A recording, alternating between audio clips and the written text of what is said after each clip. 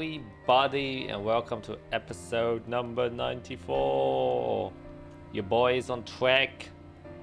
Something I haven't said yet, but I've been running 2 campaigns, and the other one has been highly delayed in terms of uploading and editing the videos. Like I think 8 episodes I haven't edited or uploaded, and it was like accumulating on my hard drive, and it was getting so freaking full. Plus it's so cluttered because obviously I don't name the files, so I just have to look at the small thumbnail and guess which part is the next episode. And the only thing that was like separating them was your session between their session. So it's like, okay, these 3 files are 1 episode, next 3 files is the next one, and so on and so forth. But I can now say I have edited and uploaded all of them, finally. So I was able to delete all the files. Obviously, they're scheduled uploads, so they're like uploaded, but you can't see them yet. But I have a more empty hard drive now. The news I wanted to bring to you guys. Yay! Great starting topic. Anyways, we're back. We will probably in like 2 weeks or so have a minor delay because just of personal life. It's gonna be moving.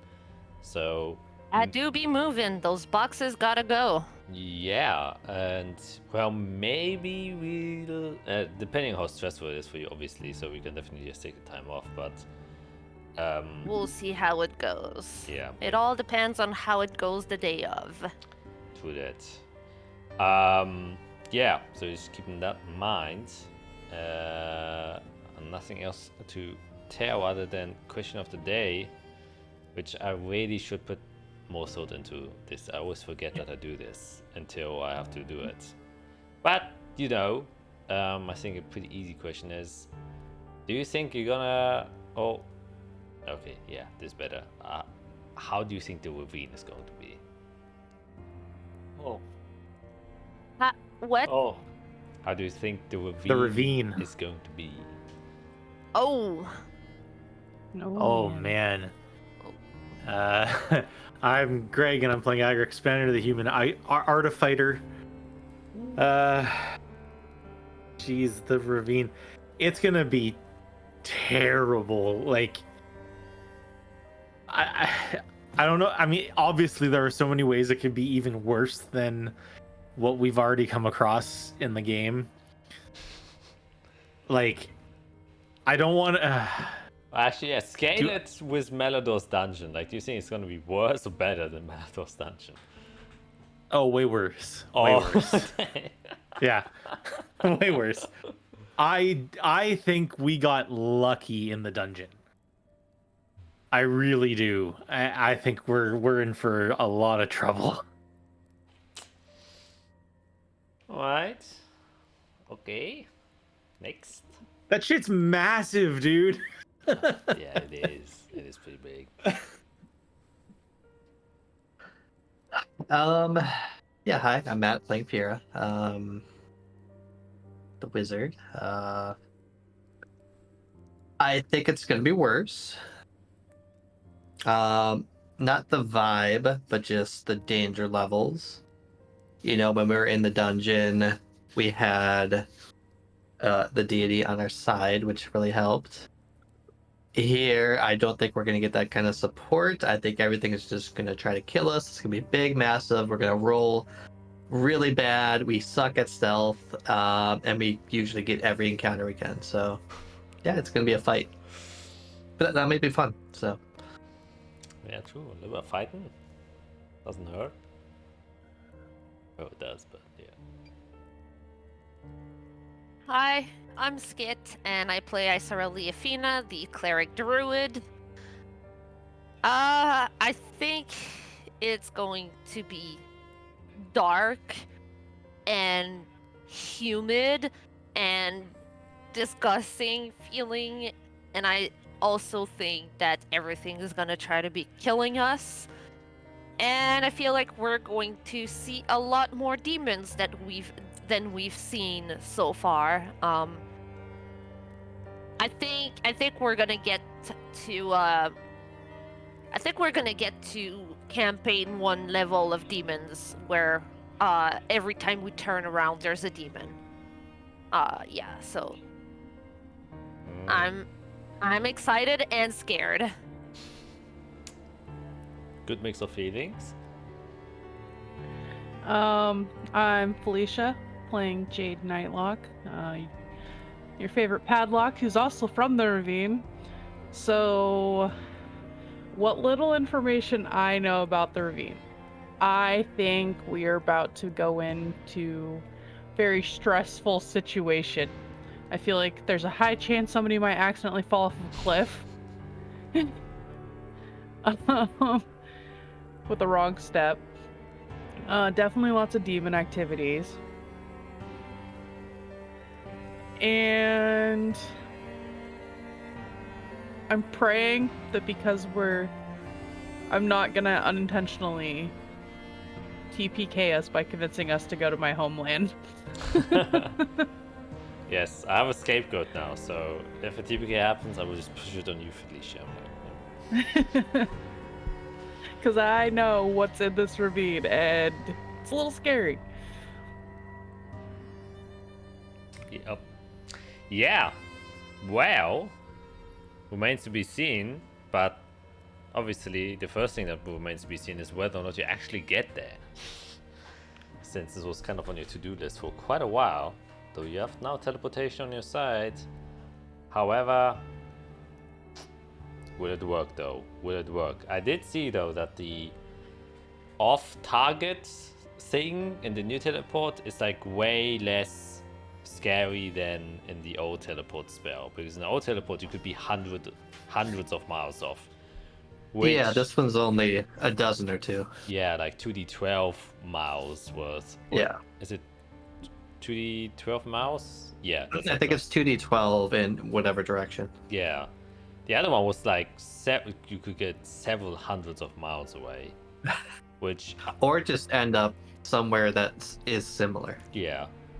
And yeah, so lucky for you, you won't be going somewhere hundreds of miles, because that is how my other group got TPK'd, because they landed somewhere they didn't want to, and they died. So yeah, that's kind of bad teleport experience I have. But they kind of did it to themselves. You know, I won't take full blame for that. I will put it in their shoes. Anyways, let's go through the intro and see how it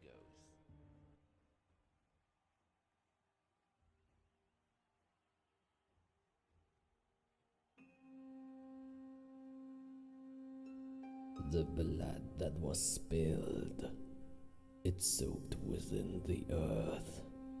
It dried and will be forgotten.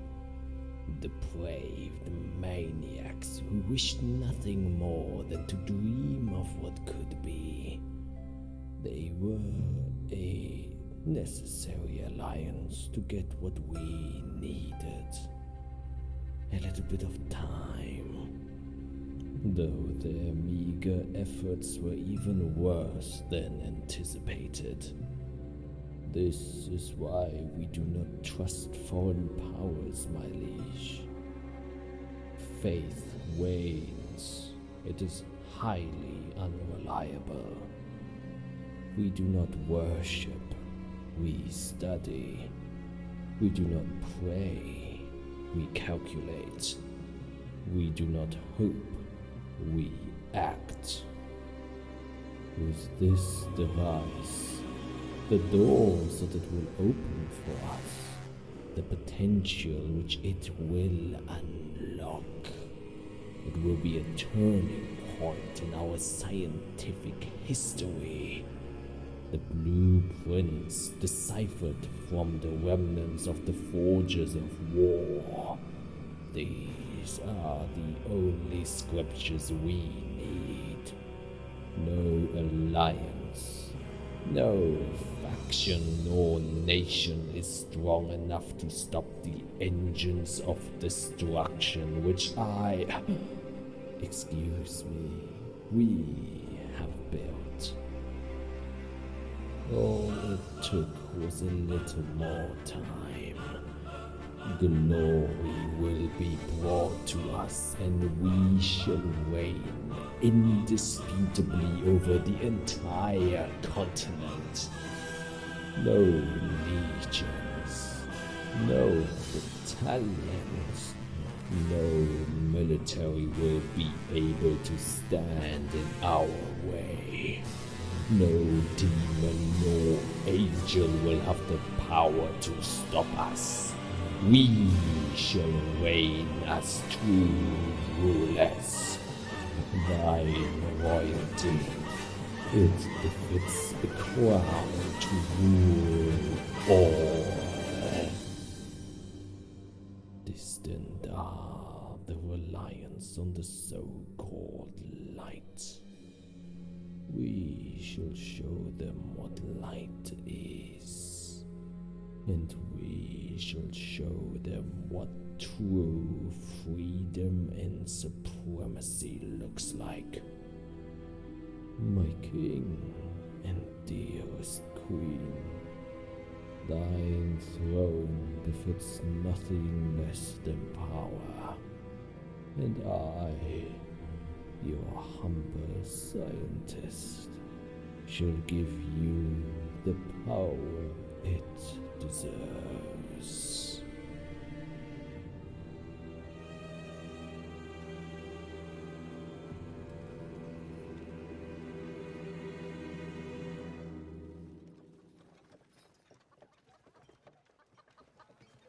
Alright, gonna start this off with a quick recap. You guys had to do a speech and successfully did so, addressing not only the people of Overmere or Azathia, but apparently the entire nation of Canaan as well.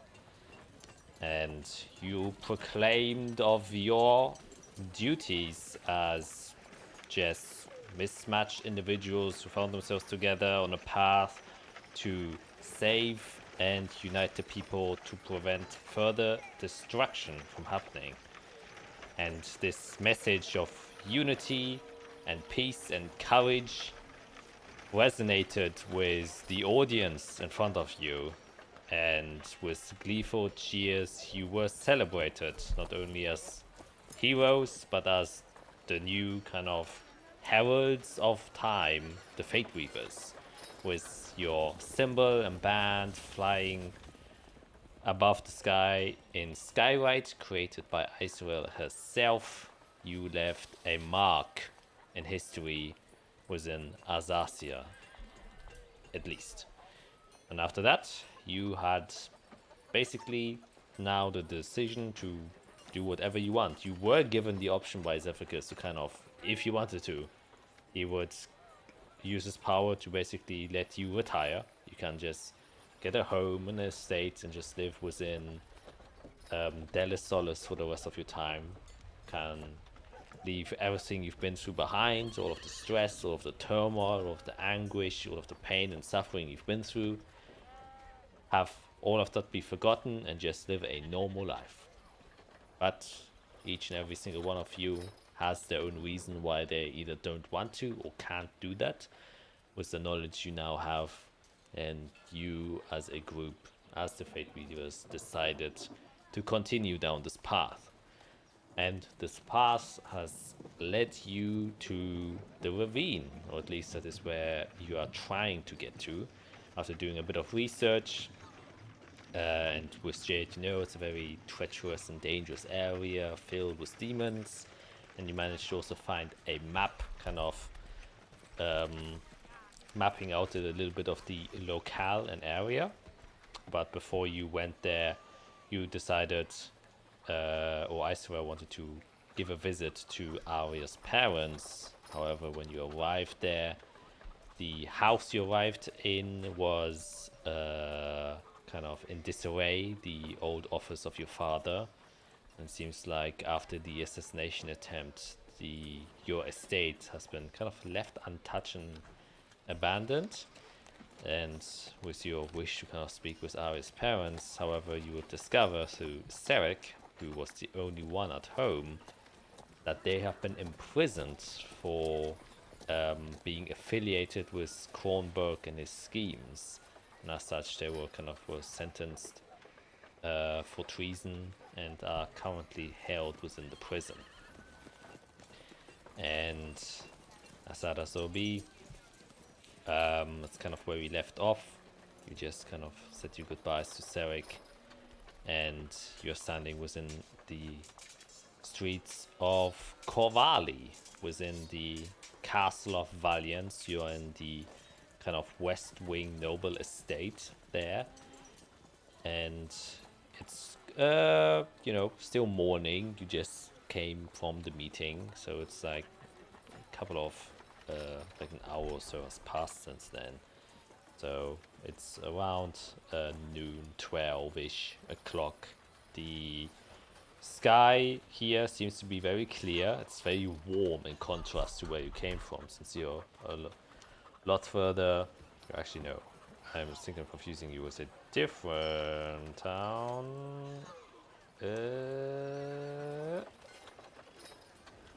No, you are much further south. Yeah. So, yeah, the humidity you can feel. Also, you definitely feel a bit more comfortable here. Your ventures up north were definitely left you a little bit with cold feet, but being in the more moderate climate of Azathia and closer to the somewhat tropical regions that exist here, the air itself is like a very comforting warmth and greets you nicely. But yeah, the streets are yours. You were planning on doing some shopping, so what do you wish to do?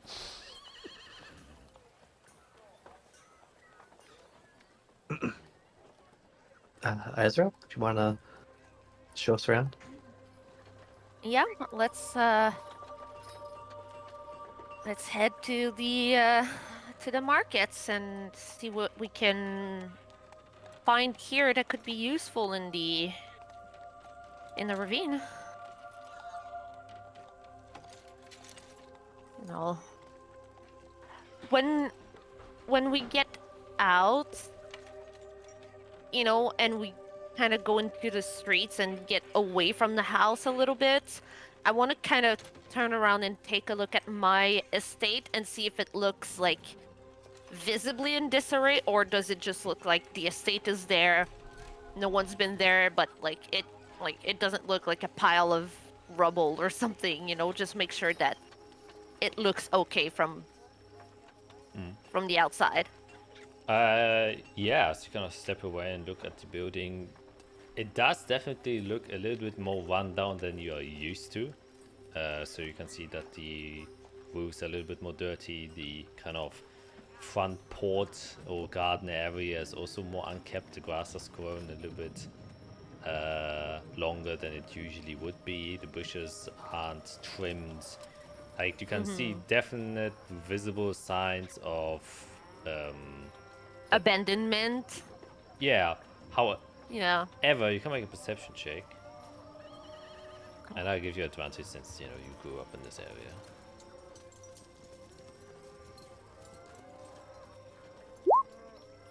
$14. And that's with advantage. I mean, 14 is okay. I'm not the most perceptive person. Looking around, one thing you notice is it's a little bit more empty than usual. So there aren't that many people in the streets. Not like that the noble estate is filled at any given point in time, but usually you expect more. But you can also see that many other houses seem to be somewhat dirtied. Not necessarily abandoned as it is with yours, but there's a level of unkeptness throughout the entire district that you're noticing, and yeah, that's definitely a change that you notice from whence you've been here last, which was several voss ago, or like a month.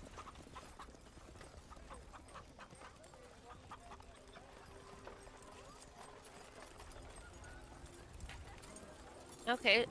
Yeah. I'll take the scenic route and kind of show around as we get to the market and get to the shops that could be interesting for us. Try to remember from the last time, because as a druid, I didn't necessarily like looked for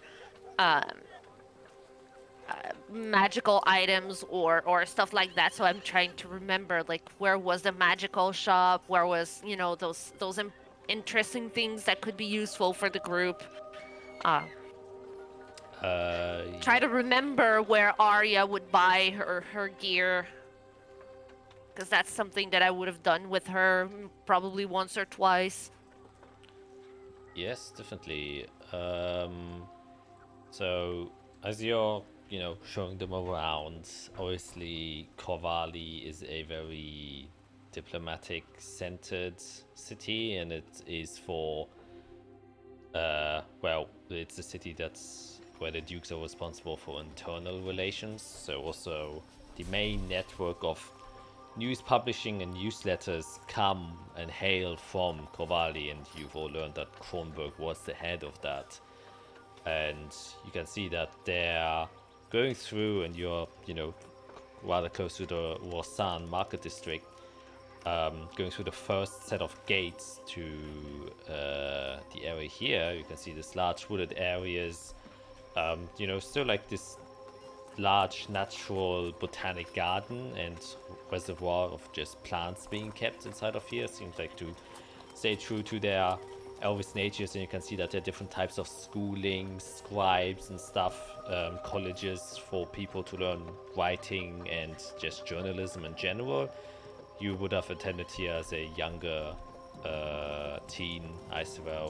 You know these buildings in and out, but they're of no interest to you right now, though you can see this campus filled with different college students from all manner of ages, especially, elven ages from your early 50s to your late 200s, kind of walking around here.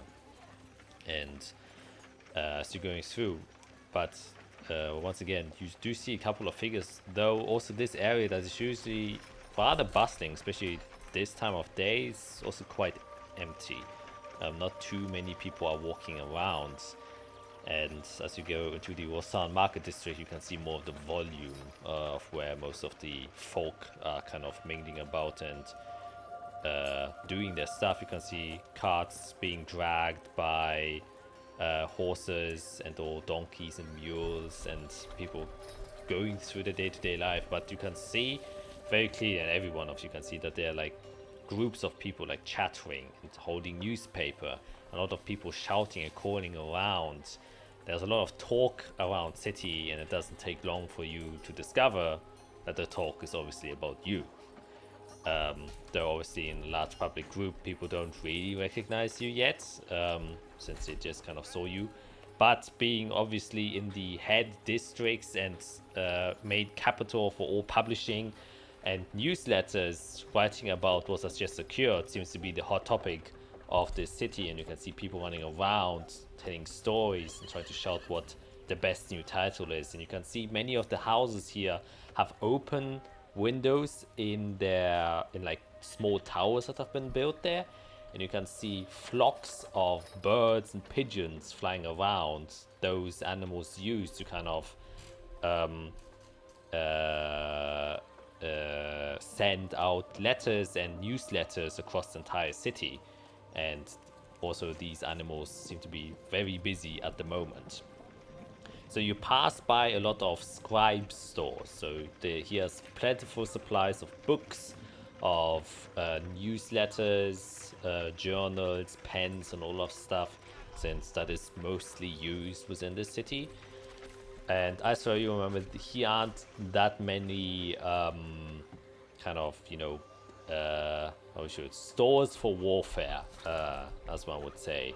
They have obviously in the barracks section, you could technically go there if you wanted like a sword and shield, though they're obviously reserved for the military.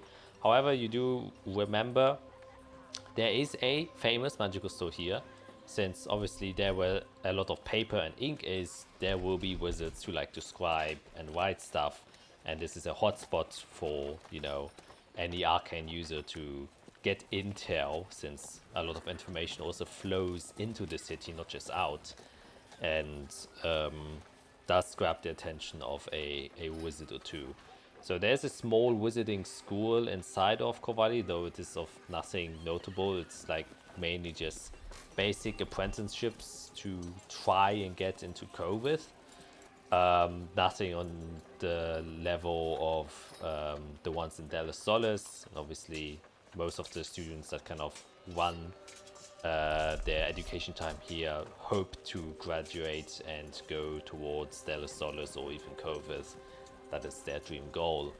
And you remember that, well, the Woven Root is the famous magical store that has opened here a couple of years ago, of one of the majors who managed to go through the schooling from the school here to Delos Solis and into Coveth, and then graduated as an archmage and then set up shop from where they came from. So she was kind of a staple and is also a symbol for most aspiring students within Corvallis who also wish to try and achieve the same amount of fame that this individual has. So as you're kind of walking through the streets, there's a very obvious building that stands out from the rest. It is kind of a rather small, or I should say not super high, but kind of condensed building that has these series of 3 crooked shaped towers on top. That seem to be the 2 on the outside kind of slant to the right and left, and then kind of go inwards, and they look very unstable, but somehow they seem to be able to survive the high storms. And then one smaller tower that's in the middle, and the front there's like this almost very long drapery that kind of like a sunshade above what seems to be a stained window glass, where you can see outside of the bottom base of each tower there are like these roots that go across the entire towers and through the glass itself, and kind of weaves into a door frame where you can see the entrance into the woven roots, a sign of which is also placed inside of the door frame itself, where these roots kind of weave around and spell the name of the store. What do you like to do? Alright. Wanna go in? Let's go in. Yes, please. Let's go in and see what's in there. Alright, you kind of walk inside, open the door, and you can hear like a variety of wind chimes and bells kind of ring as the door hits against them. And then the inside seems to like be multiple levels, like small stairs that go into a second level and another one that goes up, almost like several stages on top of each other, and they're filled with different kinds of shelves that are like placed somewhat central as islands, and then on the walls themselves of this very small building, which are also lined with a variety of like staffs, wands, and other magical trinkets, arcane focuses, empty spellbook tomes to use for scribing your own spells. And then also within each of these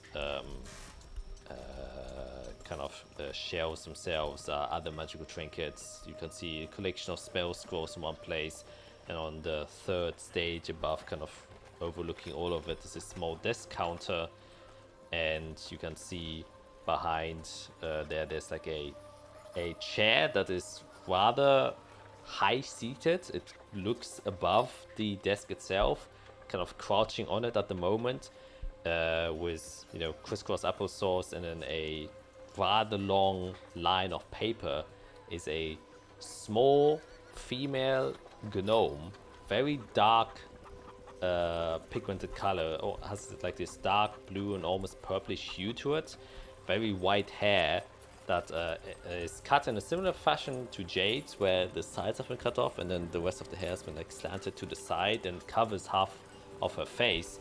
And then protruding from this hair is a very long and a little bit crooked nose. The ears are also pointy. And you would all... well, actually, I don't think I would know what it is. Israel, you recognize it as a gnome, but it has to be like a different type of gnome because of the pigment of the color. So it's not your usual gnome that you find around here. And she seems to be currently very busy in just kind of writing this list or whatever she's doing there. Hello, good day. Excuse me. I didn't see I had customers. Oh, well, those wind chimes seems to be getting a little bit quiet nowadays. Excuse me. And then she seems to be finishing a few things writing there, and it kind of rolls up this long piece of parchment, and it takes like a minute for her to finish, and then at the end she has like a thick scroll just there, which she then kind of just throws to the ground and hops off the chair onto the desk, and then from the desk onto the floor, and it's like, oh, welcome to the Woven Wood. How can I help you? We're planning an expedition somewhere where we don't exactly know what we're going to face. So we would love to find anything that could help us in that endeavor. We're going very close to the ravine. To the ravine. Well, you seem Yes. a little bit too young to have a death wish, my pretty girl. But I'll try and keep you alive with what I have here. You planning to go down there? Possibly. What? So, alright. and then she kind of walks off to one of the shelves and starts coming through them. Adventurous you are, is what I presume, if you are going for such a rocky ride.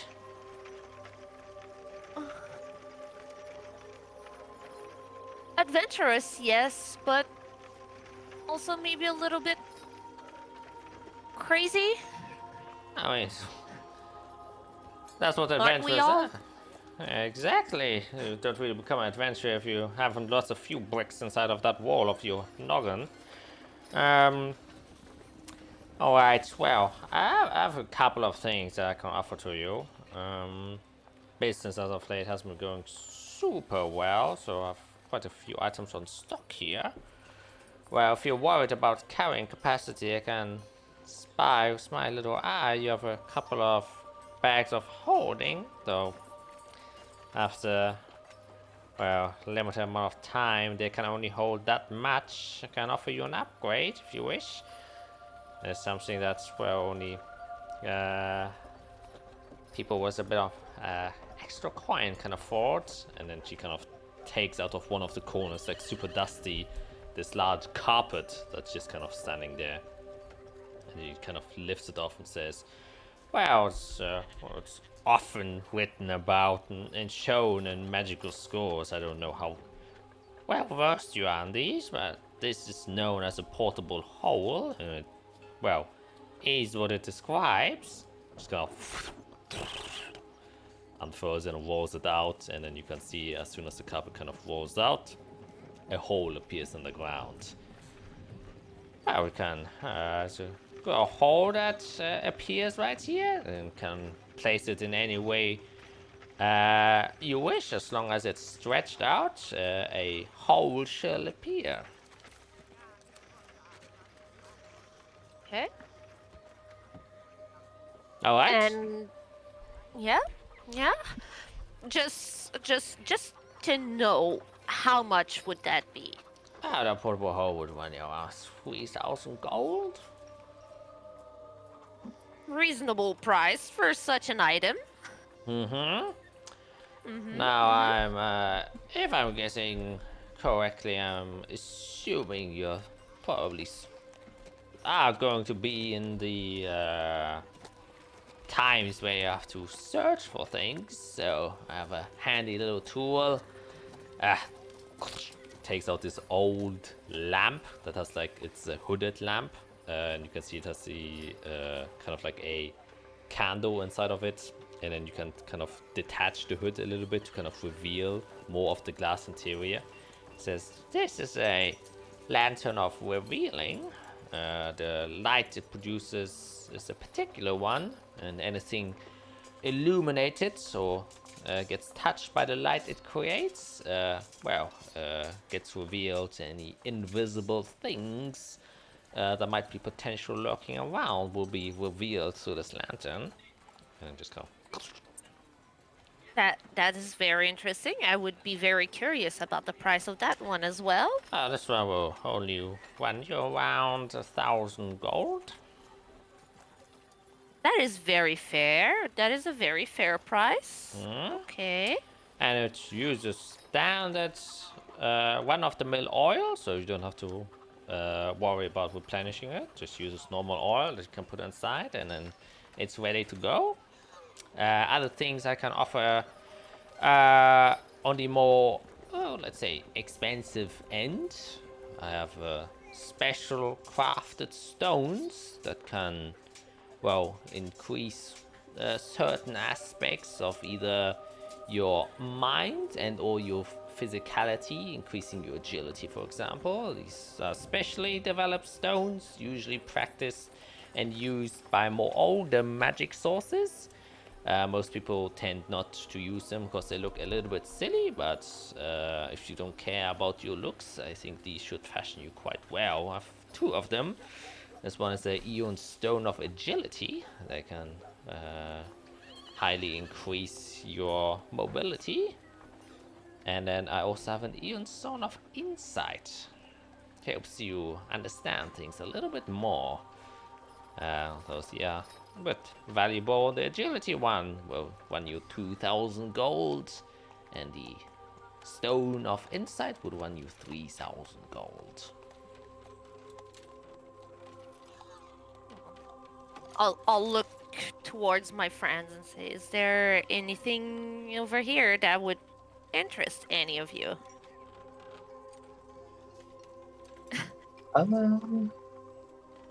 The Stone of Agility could be interesting. That lantern sounds very, very useful. Is there that? I was gonna say the portable hole too. Oh, Yes. Well, it's not all. If you have more coin on you, then I can also... Well, this is actually... it rarely gets used, but maybe it will come in useful if you get into a sticky situation. This is a oil of slipperiness. Put it on side of you and nothing can catch you. Is rather good. And we've tried that before. Sorry. It's Actually, Jade, you're familiar with that tactic. Well, It worked, right? kind of. I remember you demolishing that demon with it. Just thick of oil.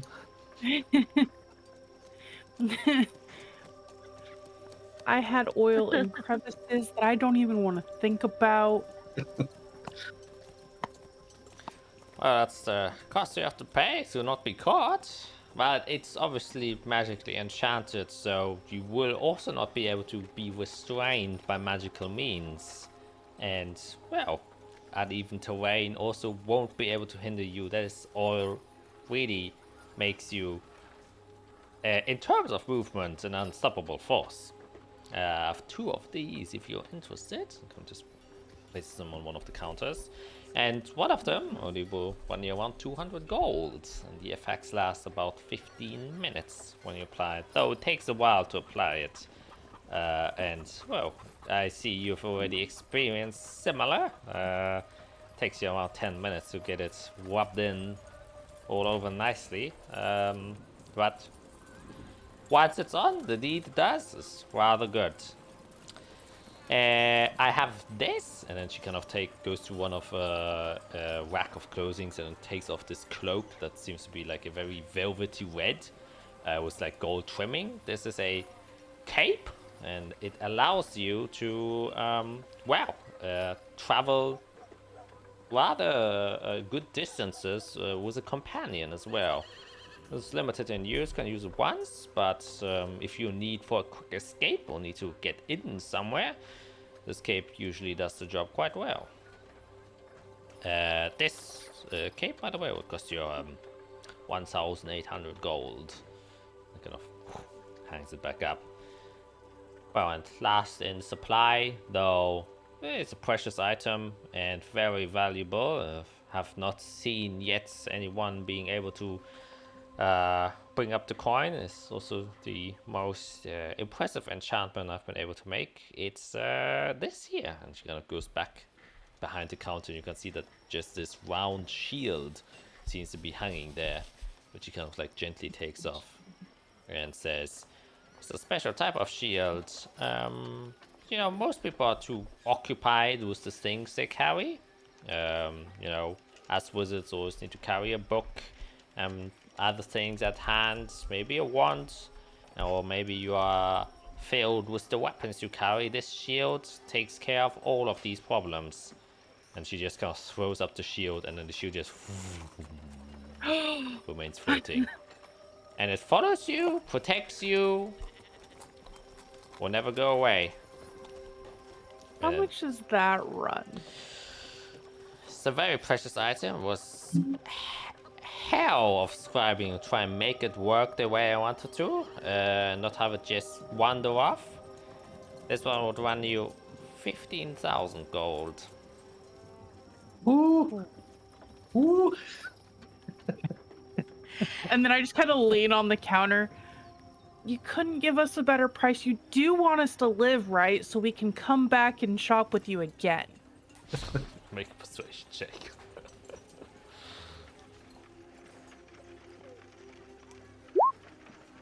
Wow. And she's like, Shit. actually, I thought your faces were familiar, and wow, if I wouldn't be taken aback. Wow, oh my god, my opera just freaking crashed. That's you're the Fate Weavers? We are We are indeed. indeed. Wow, blessed be my small humble abode being visited so shortly after the speech you gave, which I honestly must say was rather remarkable and quite touching. Well, don't you know Izrael's from here? Oh, yes. Your little town royalty? Oh, Well, I've She never... also gave a speech that was a display across all the lands. I am but a simple noblewoman. Please. Well, and for a simple noblewoman, I highly respect the deeds that you have done. I'm not the biggest fan of bureaucracy, actually. Well, I have a sore spot for those of the higher echelons. They only care for themselves, for, well, most people that I know do.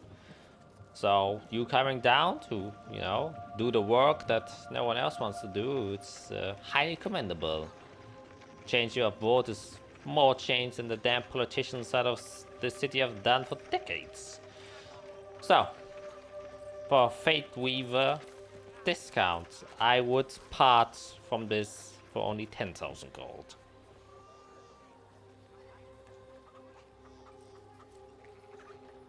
Can't pay that. So let's just break all this down. We all kind of have a thing that we all want, right? I got what I want. I'm good.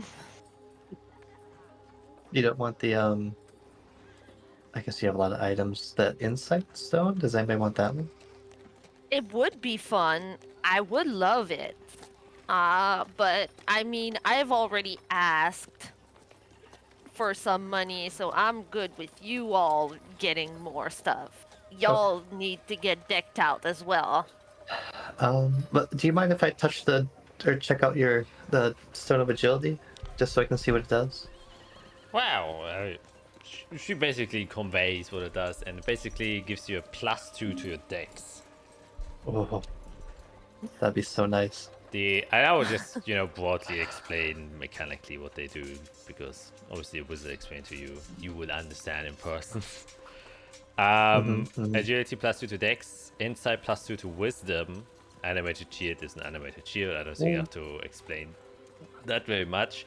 Portable hole, I think we all watch Critical Role, so we know what it is. Yeah. Lantern of Revealing. Oh boy. I mean, makes sense. All of Slipperiness gives you the effects of freedom of movement, the spell freedom of movement. Gotcha. And It's pretty good. Cape of the Mountebank basically allows you to cast Dimension Door once for free per long rest. Okay. But while he's explaining all this, Fiora disappears, takes a short rest, then takes 10 minutes to summon the tower, and then comes in with a chest full of... No, I can't carry that. I would have Jade carry it in, Yeah. just so we can do all that fun stuff. And then the tower disappears. Jesus. Just packed out the gold. So I will do that die, just in case. Okay, we're good. Lovely. And if I think that I did my research correctly, because I looked a bit into, well, who you were. I was intrigued and interested after hearing about you, and you seem to be a rather, well, unique practitioner of the arcane arts, Fiora. Oh, so you could see me during it. Well, I've heard of you, and obviously when Isora mentioned your name, I, kind of browsed From who? records. Well, just general records. The archives are filled with a lot of books, and your deeds, well, especially within this city, have spread rather far. It was difficult to try and Interesting. find which things I heard were, well, true or fiction. Understood. Do you have something unique then? Well, I was just pointing out that as a wizard, probably on a search for maybe some scrolls. Can offer some. I was gonna get to that eventually, yes. Not often I have someone with an archmage title to be able to walk inside of here. What? That sounds mistaken. Oh, then it might have been one of the tales that were fiction rather than truth. Well, the way you hold yourself, I can feel the arcane aura inside of you, and I do think you have what it takes to get the title of an archmage. Perhaps.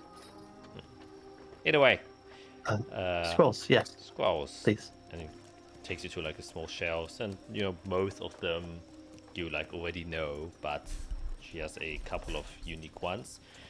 I think for one such as yourself, and from the things I've heard, you might be interested in this one.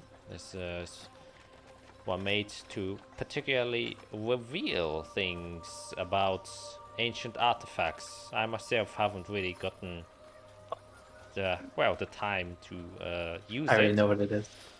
I was gonna get it, but I couldn't. Well, legend lore. Ah, yes. Yes, yes.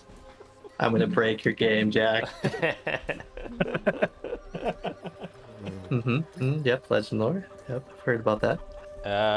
Other things, I specialize in enchantment and a little bit of divination, though my main focus was illusion. So I've a couple of illusion spells.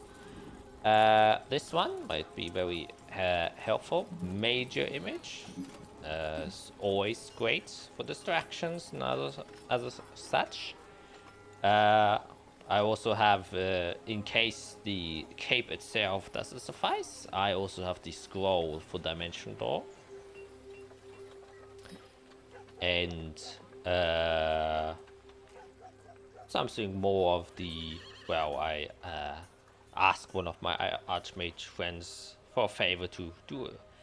He had a particular affinity with ice, and he gave it as a gift to me, though I don't need much of it. But a wall of ice can come in quite useful. Nice. And, well, last but not least, my proudest spell that I do think comes in a handful quite often, Mislead. Don't know that one. Sounds like illusion though. It is. And Well, you're not using it right now on us, are you? who knows? Let's lead. Well, I hope you have a menu that I can look at the prices at. Of course. Legend Law will run you a very moderate 800 gold. A Wall of Ice will be 1,500. And a major image, reasonable 500. Mislead will run you 1,200. And Dimension Door, only 750. Oh boy, it's gonna take a minute. Okay. I'll do my shopping last. This is gonna... Yep.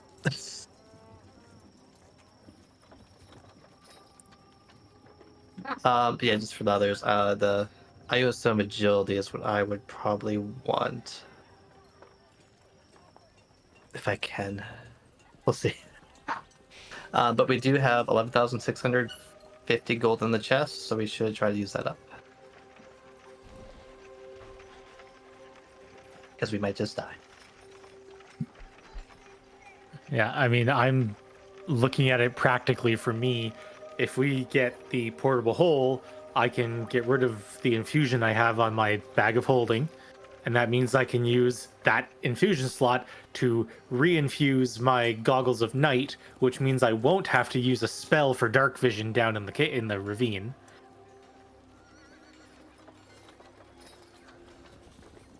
And we can store the portable hole in my bag of holding. No, No. no, no, no, no. No. I was told we can't do that. Okay. I think we tried that earlier and realized that was a bad idea very early on. When rolled up, how big is the portable hole? Actually, I have to myself. It has specific dimensions, though you can obviously fold it. So it's not too big. Does anybody else have Dimension Door? Is that a spell for Artificer, Druid? I have not come across it, so. It's Nope. 4th level. Okay. I would have to check. 6 feet in diameter. If you roll it out. So. Yeah. Pretty small. Yeah. Wow, yeah. It's like carrying a beach towel, basically. Yeah, it is basically a beach towel. And it's like, if you roll it up, it goes 10 feet deep.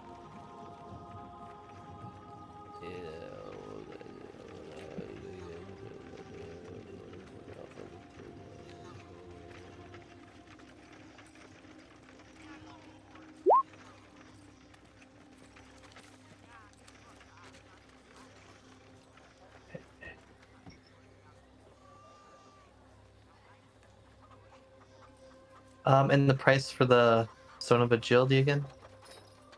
Agility was 2,000. Okay. Yeah, so it's a fine black cloth, so you can basically very conveniently just fold it together, rather small, so it isn't that big. Fantastic.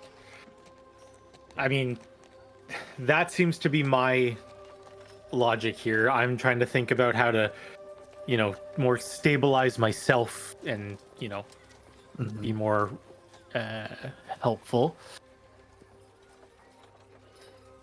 Yeah, and just a reminder, I'm gonna have my light with me the entire time, the drift globe. So we always have a source of light. And I can cast daylight with it as well. Yeah. Not that I'm gonna keep that on all the time, but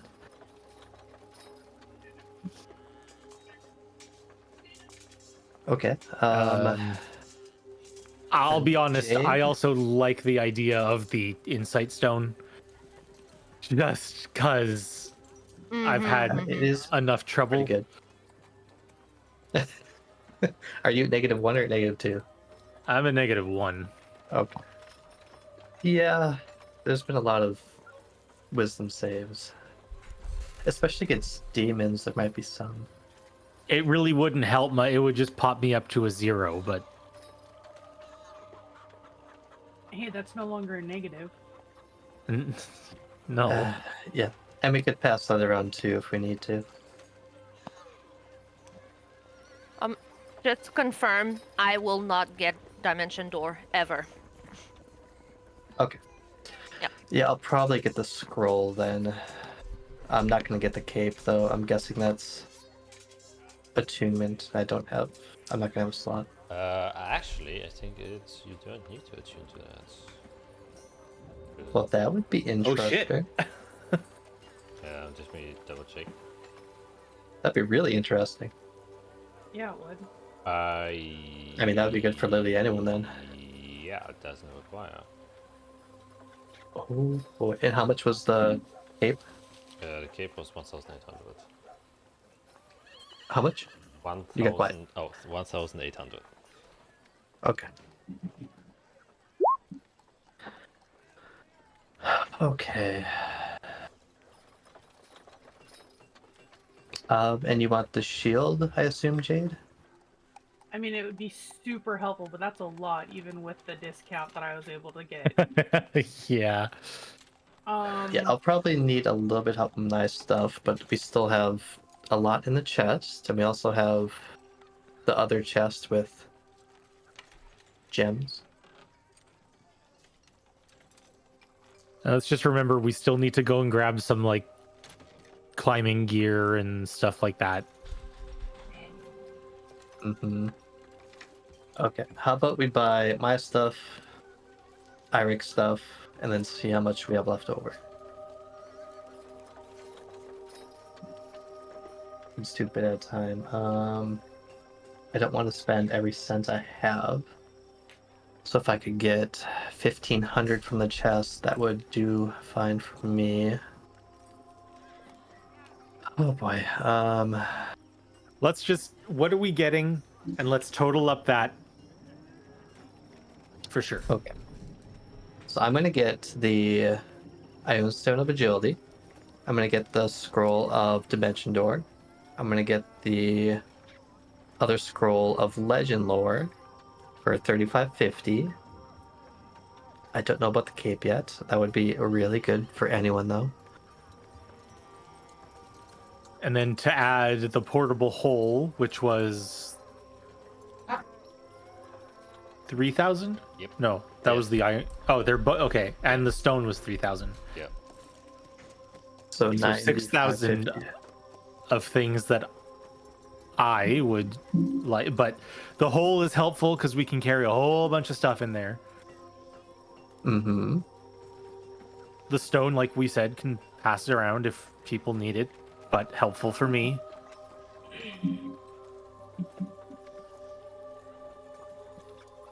How much do you hole have would allow on you me to pay to- toward that? What's that? How much do you have to like put toward that? I have 1,500 gold and 400 gold worth of emerald. Oh boy, okay. That's a decent chunk then. It's like five, yeah, the shields. I don't think we have enough for the shield, even with gems and stuff. So I think instead we just get the cape and give that to whoever needs mobility. Do we want the slippery potions? Or are we... I'll be fine. So, was somebody getting the Stone of Agility? I was thinking about it, yeah. That would help me a lot. Since my AC is so low.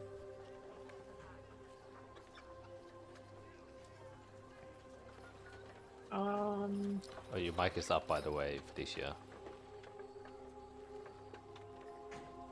I also have a slot open that I need to get tuned to. What don't you have attuned? Well, I have 2 that are going to stay on permanently, and my third one's the Ring of Mind Shielding, which I probably won't need down there. And I have the Pearl of Power too, but that's for anyone. But Oh yeah, But that I was the would one I let like- you use. yep. Yeah, I would like to get my AC higher than 15 with Mage Armor.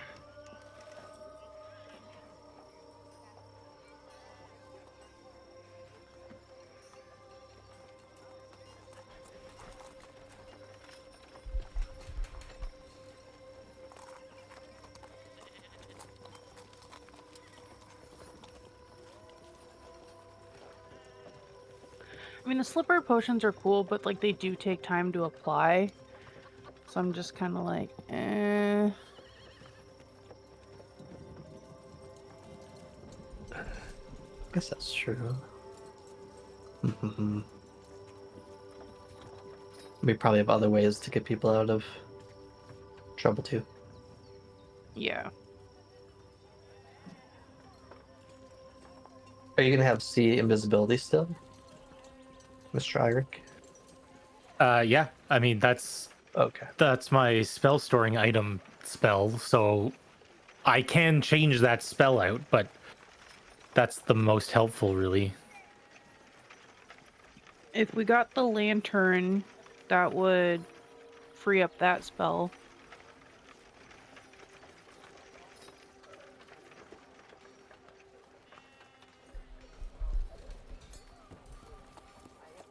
And I can put any spell I know in there. So I can put...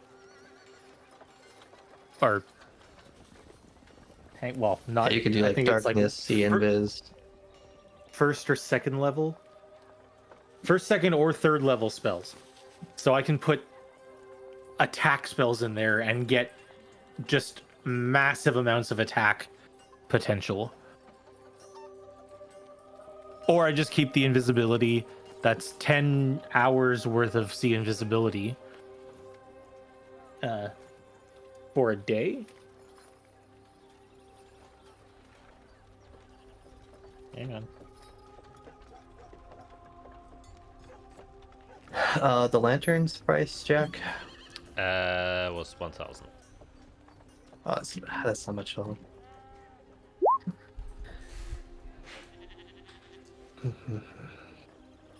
I'm guessing that's not attunement. No. Just activate it. So the cape and the lantern we could give to anyone, and we'd have Dimension Door and, I guess, whatever the SIE invisibility feature is for the lantern. Yep. That'd be pretty nice.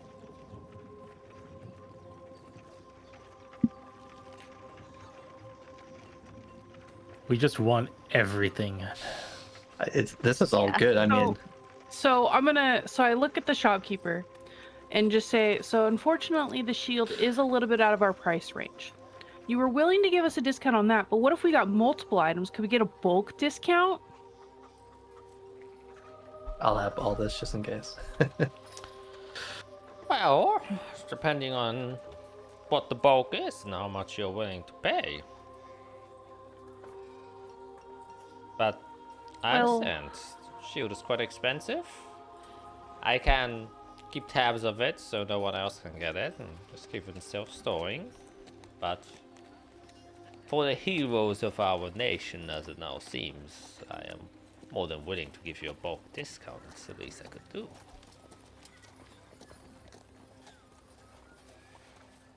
Okay. So I'm gonna put the scroll of legend lore, dimension door. I'm gonna put the Ion's Tune of Agility there. I'm gonna put the portable hole, the lantern, and then the Stone of Insight, and I believe that's all 12,350 gold as a base. Put that all in the pile, because I believe that's what we're all interested in, which is pretty much everything except for the slippery potion and the floating shield. Okay, so how much is good? 1,200. 12,350 is where it's at for all that, which is insane. I've never bought that much stuff in my life in D&D. Wow, you know, you were wanting. Yeah. Yeah. Okay, she's kind of, thinking to herself. 12,350. Wow, that's quite a lot. I'd be willing to give you. I think this is a fair price. Yes.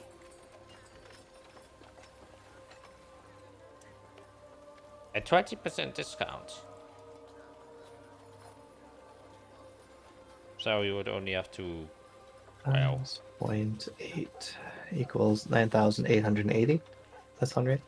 Yep. PR does in her head. Yeah. 9,800. I think that's fair. Now, do we want to pay this out of the chest? I can put some of my personal funds in since I want some of it, like the scrolls. We also need to get some equipment and supplies before we leave. Or Yeah. I have an even better offer. There's not often that people actually, go to the ravine. And the ravine is a famously dangerous spot. However, it's also famous for holding some rare minerals and other materials. So I am willing to make an investment. I will give you the cape for free. You can keep the 20% discount. But you have to bring me a caravan quartz crystal back. Do I know what that is? You definitely know what it is. That is... Would it be difficult to get? It's hella difficult to get. It's 5 miles inside of the ravine, down. And that's where all the crazy shit starts. I mean, the chances that we go very deep into the ravine is probably very high. So I just look at this lady, or I look at our shopkeeper, and I say, I'm from the ravine. That is a feat that you are asking for. That is... You're sending us to die.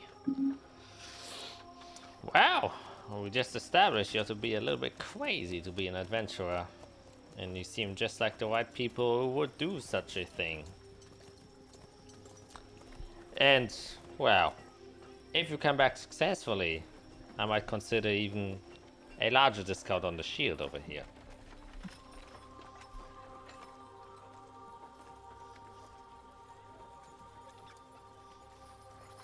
What, then we need gold for the shield?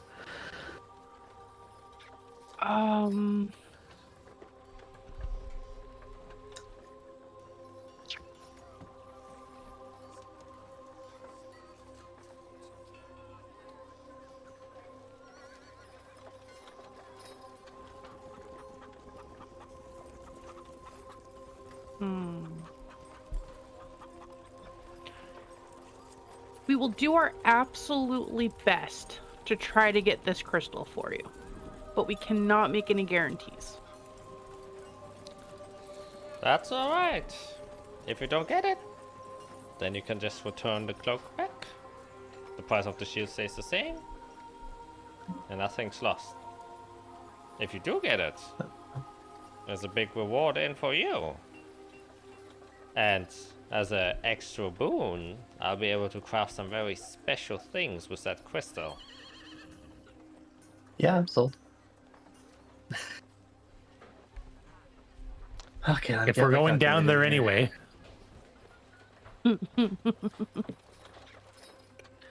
All right, it sounds like you've got yourself a deal. Alright.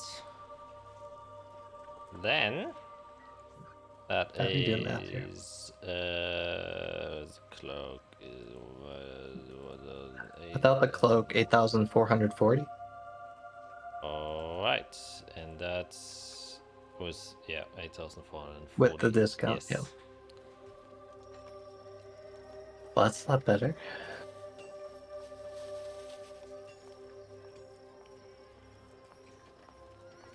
Okay, yeah, I think that's the deal. I'm fine putting some toward it. I'll put 1,000 toward that. Take that off my own funds right now. I'll put my 400 gold, and I'll put 600 of my gold, so that's 1,000 from me. Yeah. So minus 2. So then we'll take 6,440 out of the chest. Okay. I can put a little bit more of my money towards it as well. We have a lot in the chest. Yeah, I don't have much more on me, but I can definitely put a little bit more if we can. If we need to. I think it's fine. So once I take everything out, we're down to 5,210 in the chest, which is still a lot. Okay. Yeah, I would I put think some that's in, but okay. I don't have much to begin with. You save up for the shield, how about? Yeah. Because I don't know if we can help you with that one. Okay, so yeah. Eventually we shuffle around coin and Yeah. get the 8,000 some. And she takes it gladly. It seems like she has her own portable hole, which she refers to as a portable safe. And where she stashes her entire money inside. So it's inside of there. And returns to you, or gives to you, the items that you have purchased. Cape of the Mountebank, Lantern of Revealing, Portable Hole, Ian Stone of Insight and Agility, as well as the Spell Scrolls of Legend Lore, and a Dimension Door. That's a sick rhyme. Let's go. And the transaction has been completed. Whew. There we go, we did shopping. Alright, so we still need to get equipment for climbing. More than enough rope, fresh food. Yeah, that we can hit the regular market for. Unless the more magical stores. No, like, there's, and you probably can just ask who. Well, actually, she will introduce herself and was like, wow, oh, what a shame. I haven't even introduced myself to the heroes of this nation. My name is Inoshi Inisharini. Pleasure to meet you. But you can just call me Inoshi. That's fine. Inoshi, okay.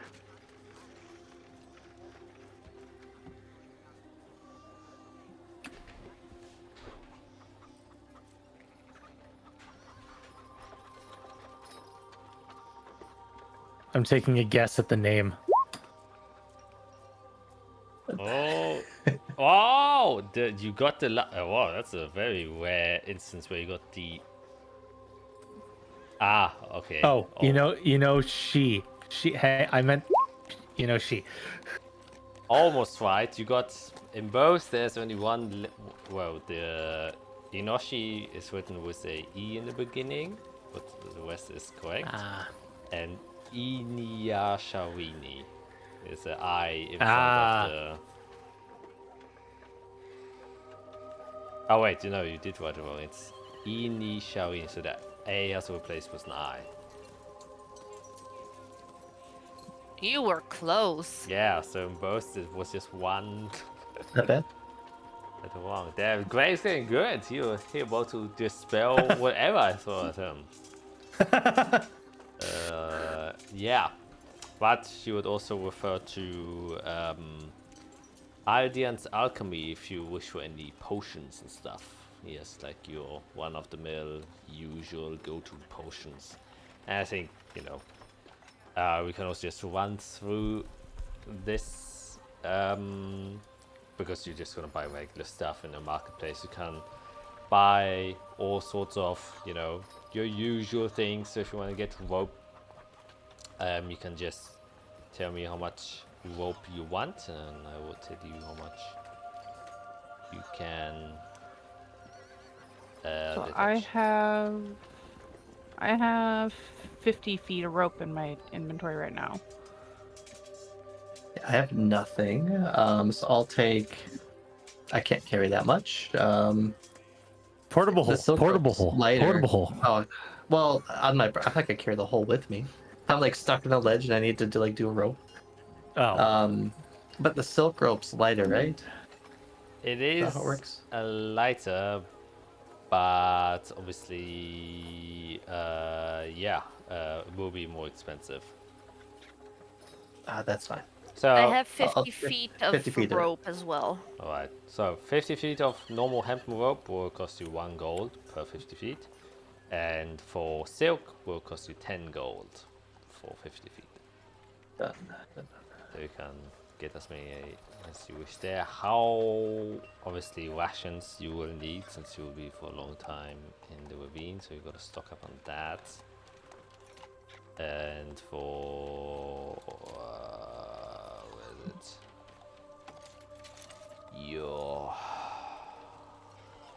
Why does it not? Yes. Rations only 5 silver. For Yeah, 1 day. we should probably get some climbing pitons and stuff like that to help us if we do need to. Yep.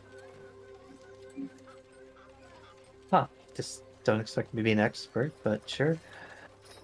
Can get a climber's kit for 25 gold. I'll definitely buy a climber's kit. So that we Yep, me at too. least have one or two in the group. Do we need one kit per group or per person? Does it matter? Per person would probably be good. I can buy 2 if you guys need me to. I can buy one. 25 gold. You can also buy a signal whistle for 5 copper if you want. No. No. You can buy a spyglass for 1,000. Oh, Jesus. Yeah, Oh, look what? into darkness. There we go. Yeah, it's dark down there. I can see it. Alright, so I'll buy a climber's kit.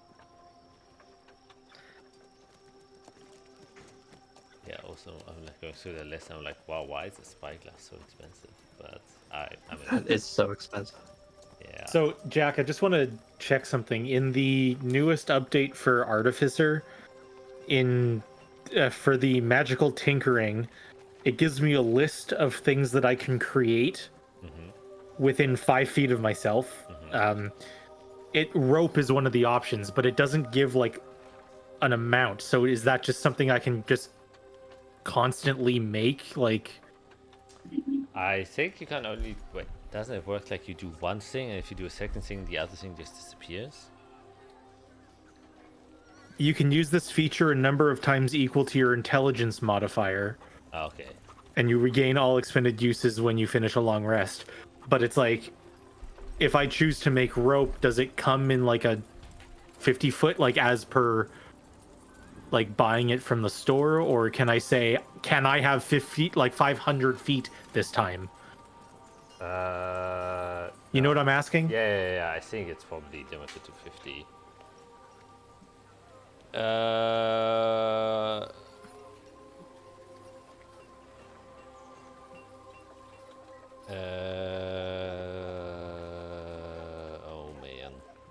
man. Let me just look at it again.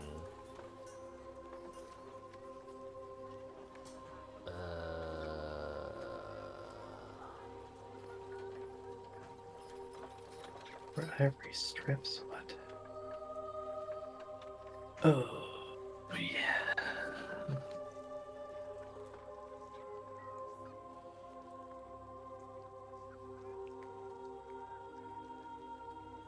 What's that feature called again? Level 1 Tinker's Magic. In the newest update.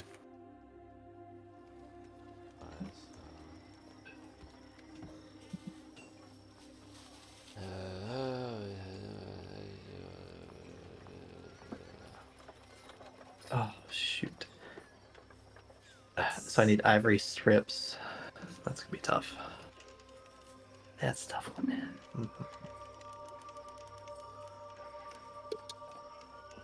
Good ivory.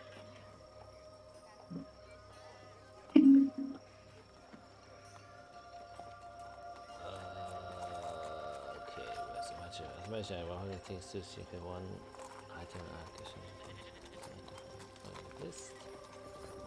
These rules for item players books items vanishes after 1 hour. For the item in the player's handbook, so yeah, it would be a 50-foot rope if it says there, because that's just the item in the player's handbook. Okay, cool. So all of that, I mean, we can avoid paying money for rope. I mean, it's just like, I can just make rope. But it does disappear after an hour. So if you're climbing like big pieces where you expect to be longer than an hour on one piece of rope, it will just disappear.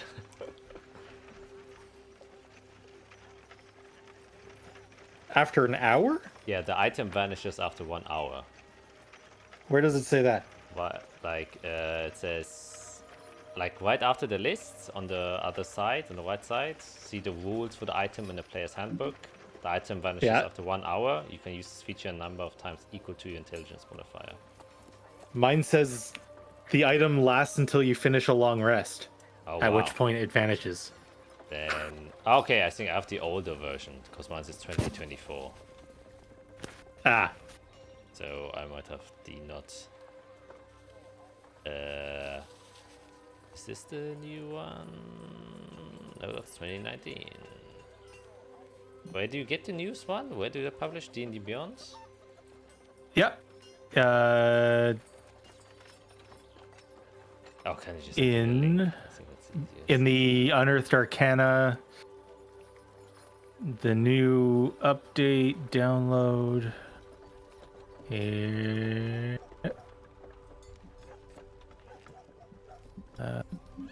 Okay. Oh, okay. Send that to you.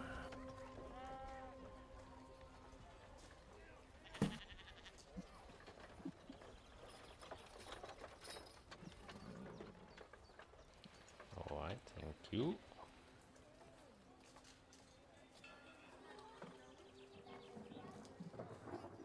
Oh, it's from everyone.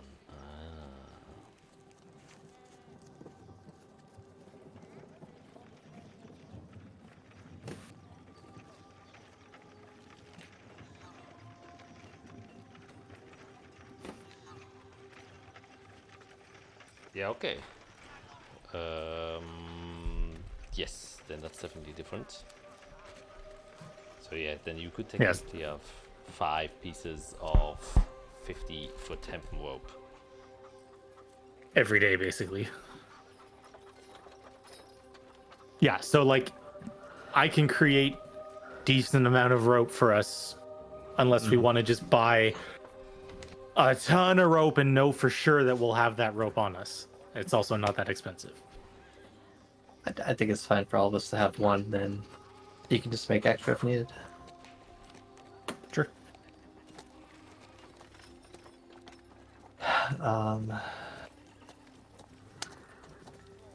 So can I run back to Inoshi's shop and ask how much incense and ivory strips she might have on stock? Since legend lore requires a lot. She takes like out one box, and she says, "Well, I prepared this for myself. I was hoping to, well, at some point use it, but I haven't got the chance to. It's enough for, well, one usage of the spell. But other than that, I haven't used it in a while. Just give me the gold for it, and I can give you this box." That's very fair. If I do math right, 200 plus 250 is 450. I will. How much money do I have? I will put down 50 platinum and just say, if you can have some in stock for next time, I'd really appreciate it. Just push it away. All right. I shall try and accumulate more of this then. 500 gold to cast Legend Lore. Jesus. Yep. Okay. It is. Okay. That's what that takes. Oh, but the ivory strips aren't Yeah. consumed. Just the. Oh, so I only need to get thousands of gold of incense now. Okay, that's. Which you kind of were already doing. Okay. That's fine.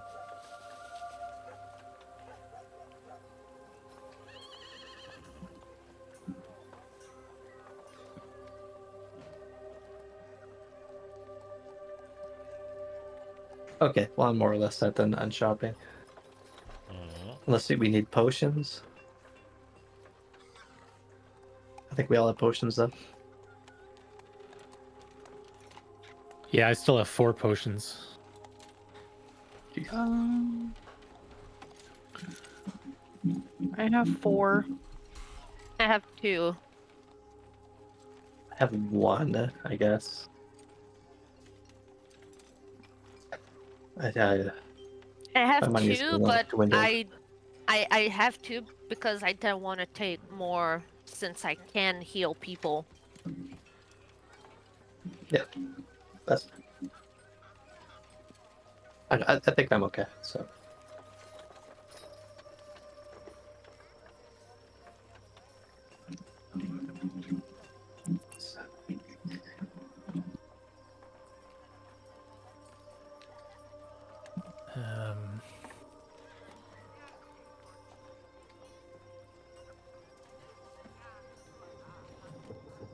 Okay, so when do we want to leave? It would be nice to have some time to learn one of these scrolls. I'll need part of tomorrow to do it, though. I mean, we But also you, need like- some time to make sure we're all attuned to the right items and Yeah. rest. I mean, it'd be just best to rest before we go, right? Yes. Yeah. I will also throw in, since you haven't really been paying much attention to it, but it's been 13 days since the last high storm. Don't. Was that Oh the yeah, high those storm things. that we were in, Mm-hmm. Yeah. Yeah. where Azrael was kidnapped? It was only 13 days ago. Yeah? A lot happened in 13 days. That is crazy. I mean, Okay, 7 maybe we wait for the next. Well, I could cast a spell to figure out when it is. That seems silly. Well, Let's see what happens tomorrow. I don't know. If we It teleport would. and find ourselves in the woods right before a high storm, while we're trying to get to the ravine, That would be terrible. Also, Um, after a high storm, demon activity should lower at least a little bit, yeah. ideally. But they have the ravine, so. Okay, maybe we just hang out till next highest storm. Our only deadline is in a couple weeks. Is the peace talk. Mm-hmm. Because I need time to learn scrolls and stuff too. Well, I think we can go back to my estate and stay there. Um, Yeah, there's gonna do be you mind more if than I enough. There's put more the than tower enough up there? space. Yeah. In the courtyard. Yep. Is there any concern that we should have about Aria's family and brother? Who Mm. they're just alone? He knows how to take care of himself, but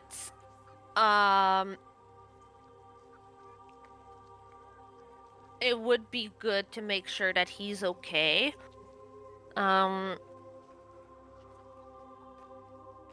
If you all don't mind, after we're back from the ravine and we've dealt with the next task that we have in a couple of weeks, I would like to come back here and see what's going on with I was Arya's kind of family. thinking that too. Or at the very least, we can literally just go find Kronberg and drag him back, and that might prove their innocence.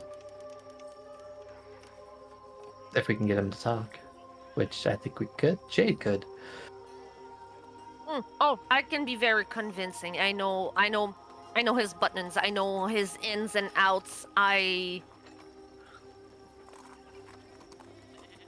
Yeah, Yeah. I know this man very, very well. Unfortunately. And we can find him too. Well, as much as he's let me know about him. Right.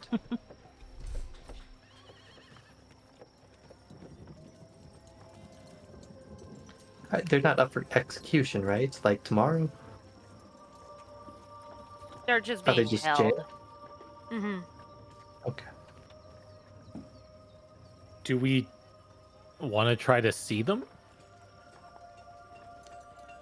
Is that putting too much more of a target on us or them? I don't know. Israel might have things to talk about with them. I might want to go see them alone, if you don't mind. I think that's fine.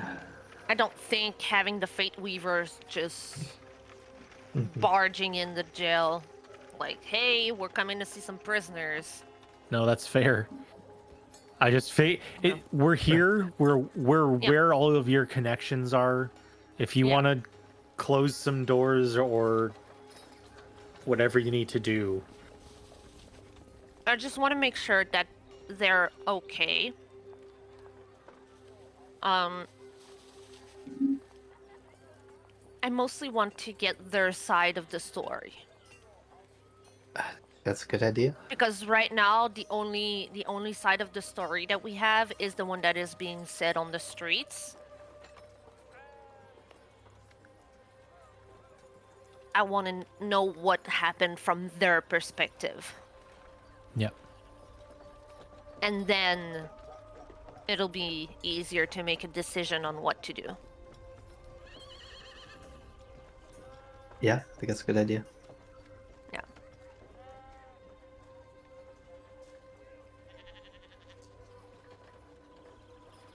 Okay. Well, All right, let's go back to my house. Okay. Kind of step back through the streets that are still bustling. People are excited. A lot of talk is going around. Nonetheless, there are a few, like occasionally people recognize you and kind of shout out, but you know the crowd gets so big that you just disappear within it. Obviously, the most recognizable people are Fiera because of your very bright red hair and very, you know, distinct outfit, and Jade just because of her very, you know, you don't see a lot of Sharakai going around here, so she definitely stands out as well. But you managed to get home safely, and that is also where we are gonna take our quick break. We're gonna see you guys in a quick sec. to see how long it takes for the next high storm to arrive. I was contemplating of not reminding you, but I was like Oh, I mean, yeah, we would have gone tomorrow, and then Yeah. I kind of forgot. All right, so see you until the next high storm. Bye. And we are back. Please like and subscribe for another Roleplaying episode. And of course for the high storm, because it's been a while. A real while since the last one hit. But yeah. So what is the plan? So you're just gonna retire yourselves to Iceverse Estate, or are you planning to do anything in these next few days? Yes, for me.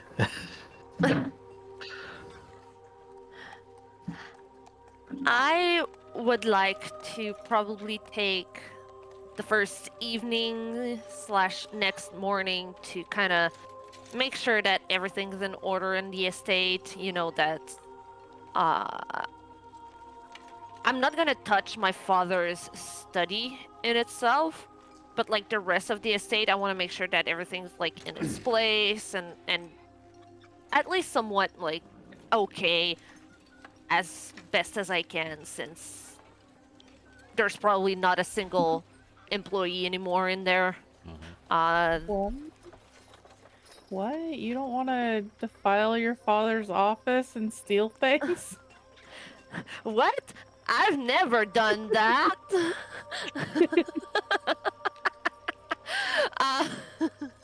Sorry, That's side the campaign evil humor. laugh. Arya, is that you? Jeez.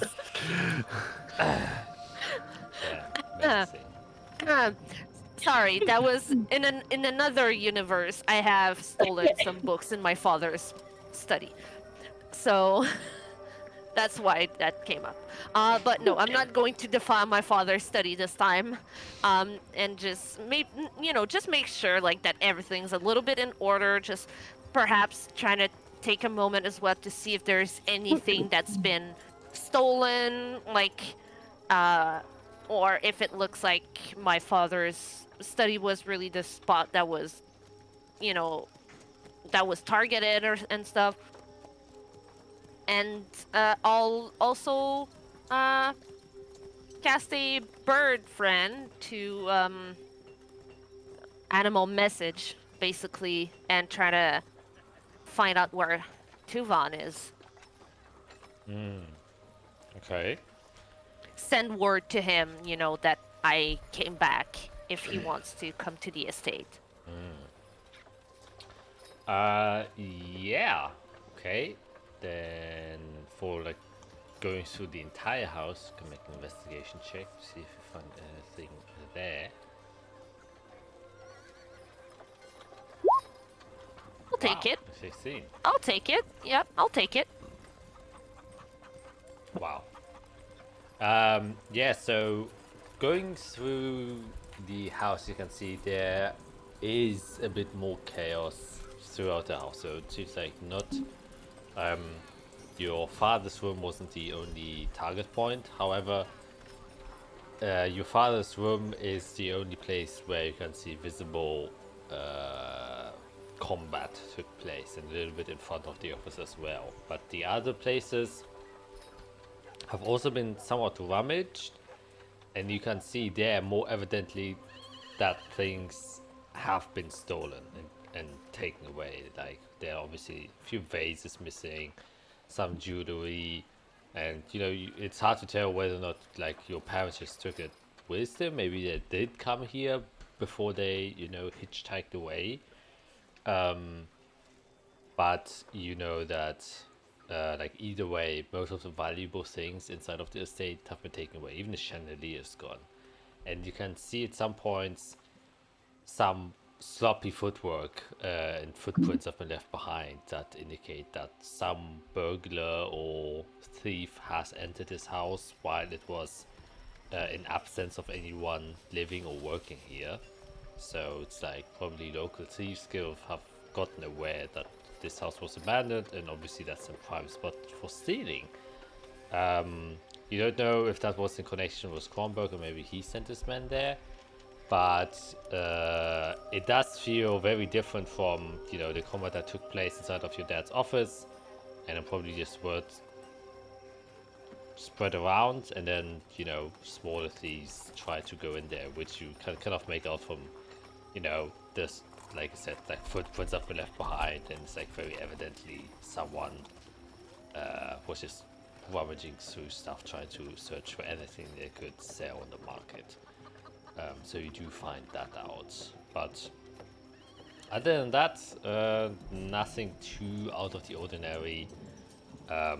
Obviously your own room, your personal room, is a little bit defiled. You can see like all of your bed sheets have been thrown in a pile, and like your closet has been rummaged through. Many of your clothing have been stolen or taken away, obviously because they were very valuable, but a handful of the clothing still remain, and yeah, it's just the house is in a bit of a mess.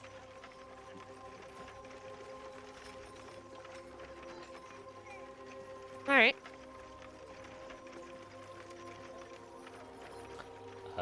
Yeah, but as for your animal messenger, kind of returns, and it seems like your housekeeper isn't within the city or where the bird can reach it.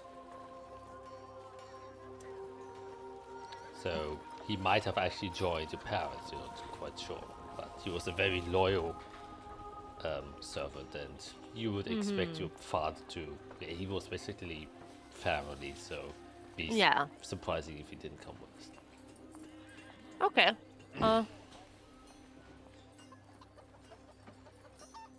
Okay. I mean, that's for day one. What about the others? Anyone wishing to do something?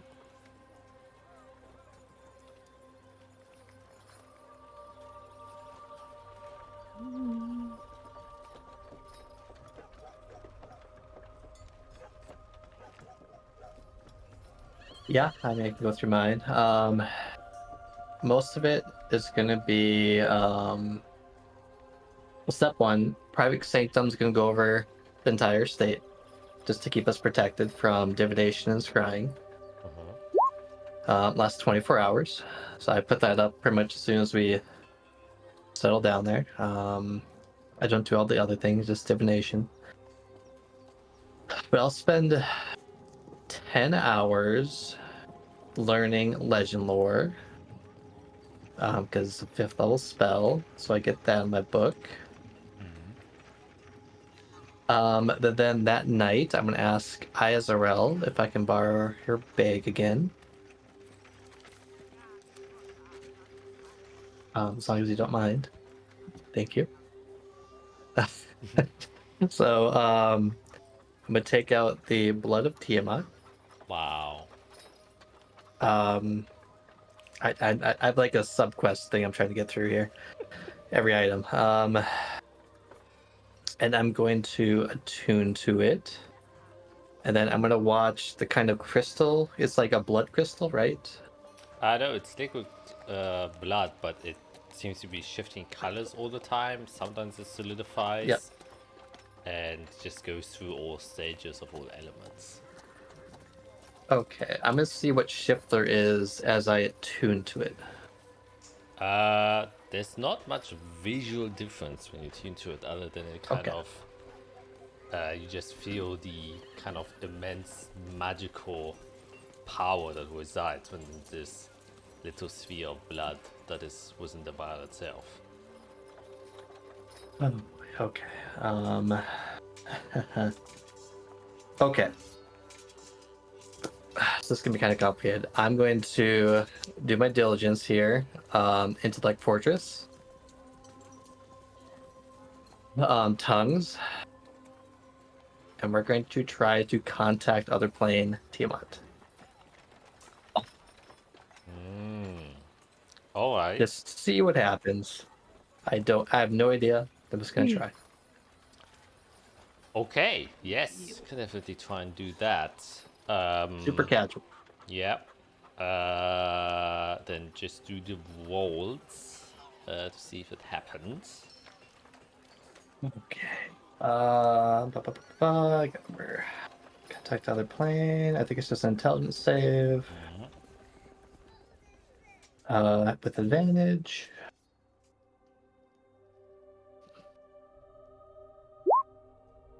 Okay, I pass, so I don't go insane.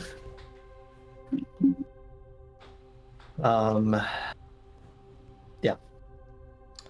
Alright, so you kind of sit down, prepare this tiny little, well, somewhat personal ritual that you're going to be going through, and you know, do the preparations that you usually do to try and,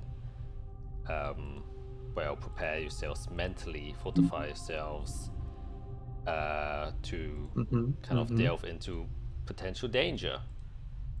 And you know, you're sitting there somewhat quietly, probably alone in a room with a new tower, and you focus on this very powerful blood. And it's the blood itself almost feels like it's a part of, you know, the weave itself. If you could manifest the weave in a physical object, or at least parts of it, this is like one portion of it. This tiny blood holds more power than any chrysalis or magic item you have touched. And, well, it would make sense if it's truly the blood of one of the gods. And as you kind of focus on it and then try to connect your mind towards whatever entity this blood belongs to, you can feel yourself kind of detach from your body, drift up, and fly away to a very uncomfortable but somewhat familiar place, as you can feel the radiating heat of hell kind of touch not your skin but your soul as you're being dragged through the trenches and the agony that exists on this plane. And as you do so, you can see just the kind of vision of this burning red landscape kind of covering most of your eyesight. And as you are flying through there, trying to search where this entity could be, you feel a strong connection because you've attuned to the blood of a resonance within this realm, and you can feel the depth of this realm and how much almost boiling hatred is just kind of congealed into each realm, and how it goes deeper and deeper.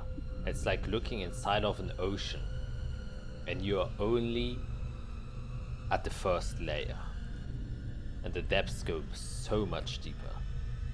But within the surface of this ocean, where this creature resides, you are kind of stuck as you're trying to contact it, as you're trying to reach out and maybe like connect your mind, which is what you need to do, connect the soul so you can communicate. However, you can see suddenly 5 flashes of light kind of create a pentagram that kind of connect each other, and then burning fires in 5 different colors. One is white, one is green, one is black, one is red, and the other one is I already said green. White I also said. Which one is the last one? Blue? Oh, yes, and the last one is blue. And you can see that whatever you're trying to contact is sealed off and isn't present at the moment. And the mind that is sealed is currently slumbering. And with that, the spell kind of just fades and the dissonance goes back. But as it's going back, you can see that one of the flames kind of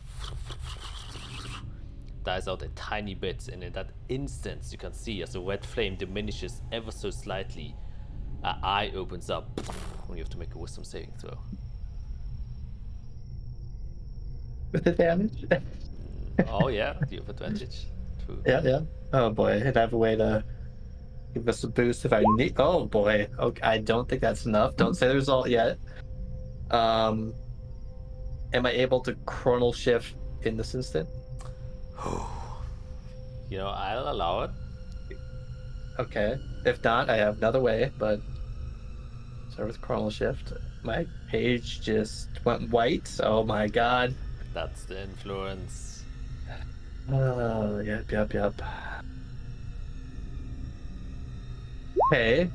Okay. So a feature I haven't used yet. Fiera is a mage slayer. She has guarded mind. If you fail a wisdom saving throw, which I'm guessing I just did with the nat 1. Yeah. I can cause myself to succeed instead. So if I can use guarded mind in this moment, there's no action, reaction, or otherwise, I will try to. Oh wow! Wait, can you just succeed, or is that just a react? It says if you fail, there's no economy. Oh, you can do. It's just you can do it once per short rest. Okay. yes, that's the thing. Oh. But Fiera is trained. She has lost her mind before. I'm sure I'm struggling in the moment. Oh man. Well, In this instance, Maybe it's a battle between mine and hers. I don't know. I would say, because it's a natural one, you can't use it. Okay. In any other instance, I would kind of allow it, but Bring it. because it's a Bring it. natural one, that's the It's fine. consequence. Fieра's fine. So you can see suddenly this flaming eye that just kind of, and as the flame kind of flickers out, it kind of returns back to normal, and then burns normally like the rest of the flames of the seal. And you yourself don't really feel, or the Fiera doesn't feel anything in particular. You just suddenly get this flash and see the vision of this eye, and then your spell very naturally just recedes back and your soul returns back to your body. And as you open your eyes again, you don't feel much different than how you did before, just having this ominous experience of seeing one of the seals kind of dim. Jesus. But you're not quite sure what occurred that instance.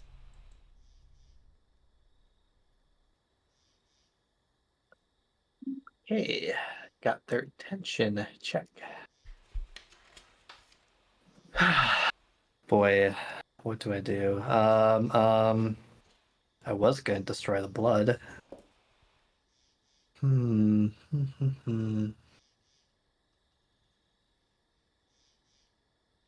But if I think they can see me, they can probably tell if I destroy their blood.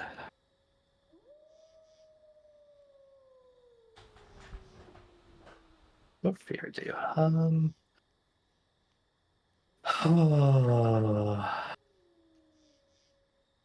She wouldn't panic. She'd be fine.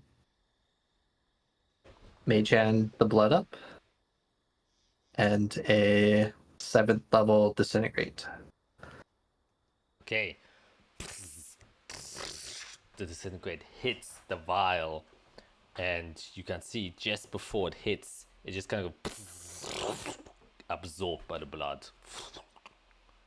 and nothing happens. And you're noticing you're trying to destroy something with the very thing that it's made out of. It is pure magic, the blood. Magic. And magic cannot destroy Okay. magic. I mean, dispel magic is probably in the same vein, using magic to weaken magic. Oh boy. Yeah, let's not tell anybody about that and put it in the bag, and I'll find Ezra later. And yeah, here you go. Thank you. Finished my experiment. now that you're still attuned to it. Yeah, am I able to unattune from it? You are able to unattune to it. Actually, you can make an investigation check. Oh, jeez. I'm good at this. Oh, okay. Wow, 28. 28. As you're like, putting the, obviously you're kind of shocked that it didn't work, and you're, somewhat panicking, but obviously Fiera would be a bit more calm. And as Calm panic, yes. Yeah, is kind of putting it back, you realize the vial seems to be a little bit fuller. Like there's suddenly a little bit more blood.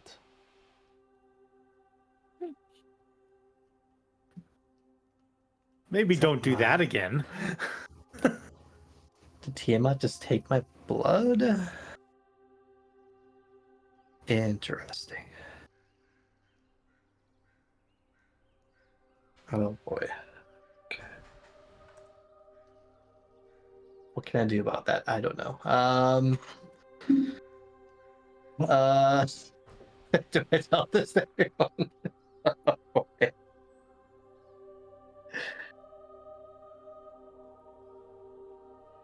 Nope. Yep. Val goes back to Israel. Yeah. In the bag. There you go. Mark that off for a later check. Yeah, and I try to sleep that night. Yeah, you do. Okay, so that's Fiera's very exciting day. What about the other two?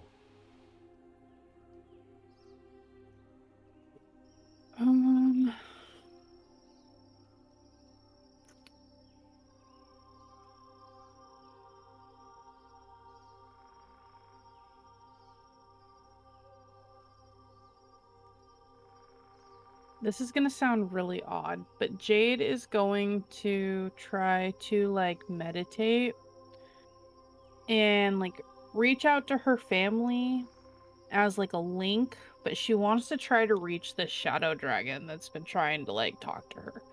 Because she has this theory that because it made contact with her in a dreamlight state, that she wants to try to reach it and tell it that she's on her way. All right, yeah, you can definitely try that.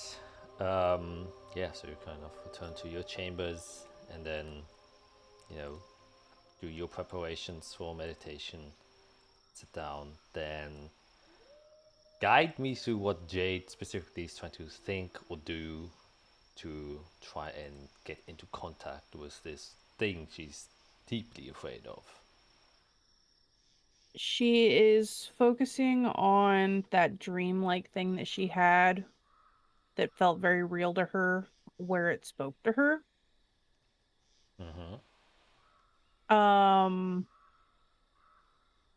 And she's kind of calling out, I know you're here, I know you're watching. Talk to me, and just kind of screaming it out. Okay, make a straight charisma check.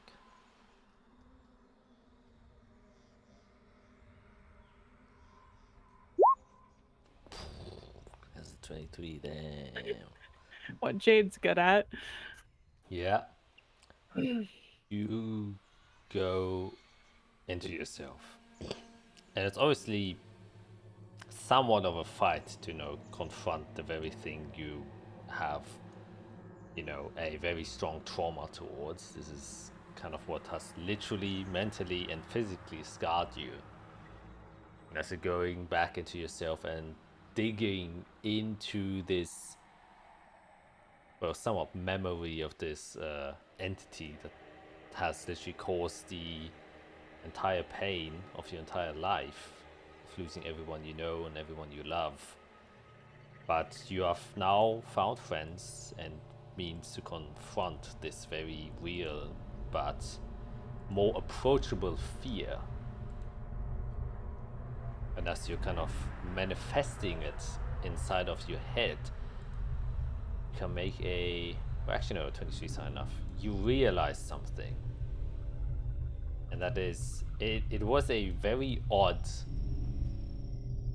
occurrence when this shadow dragon appeared within your village, and everything about what happened that day was just surreal. Like every part of you didn't wish it to have been true, every part of you wished it to not have happened, and day and nights have passed where you hoped that you would wake up one day and think that it was all just a dream. And though with time you've just come to accept and deal with the truth of the situation, that your family is dead and that your family is gone, there was still one piece of your mind that always had a very strong doubt what has happened that day. And that is, why did this entity appear? And why did it kill your family? Like, you never connected or never discovered any association with your family towards this creature that appeared there. It was just so strange to you. It's like it just got manifested there somehow, just to bring you the nightmares you have today. And that is, you invoke a very similar feeling now that you're trying to talk to it. You are manifesting it. You're giving it life. That's when you realize you're giving life to the shadow that you fear the most. And it doesn't feel so different from you. And that's where something very strange happens, where it almost feels like you're talking to yourself as you kind of invoke the shadow and you ask this question, but it's only your own ears that hear the question that you ask.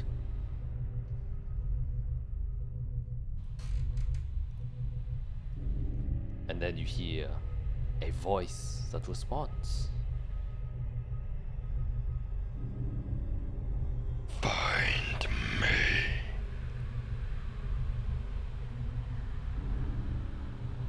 Find who you are.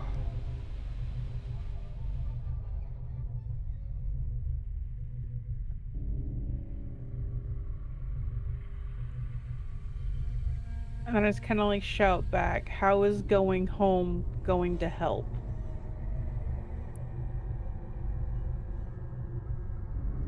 I created you, and you created me.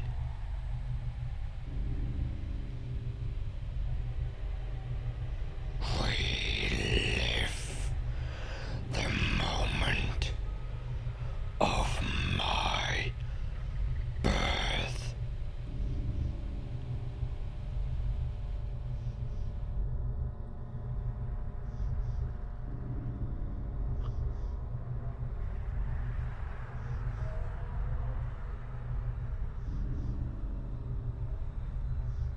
Oh man.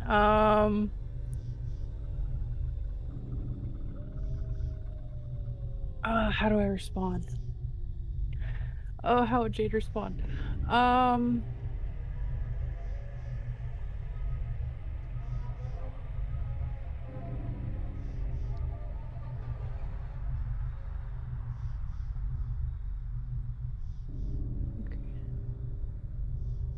We'll find out soon enough. My friends and I are going to try to find you. I'm confronting you like you asked.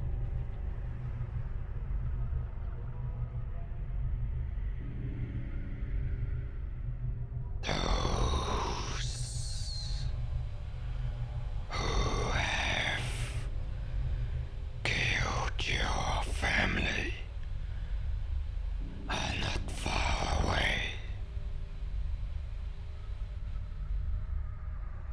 And as these words get spoken, you can feel once again there's like a dissonance, and you get a sudden surge of headache as these images of your friends and family dying left and right center. You hear the screams again, and this strong migraine just hits you suddenly as you then get suddenly forcefully ejected from this connection that you have. But as you kind of reopen your eyes and you're sitting in this room, there's like a small window where the light is coming from. You can very clearly see that your shadow isn't going away from the light, it's going towards the light. And then it just kind of slowly returns back to where its normal place would be. And as it does so, you can see from the edges of the corner of this room, these large, big, shadowy wings just kind of furl back and collapse into your own shadow.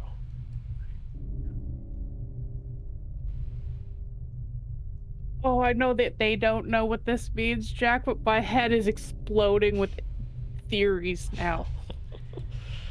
Oh. And with that, Jade probably takes a while to adjust to what has just happened.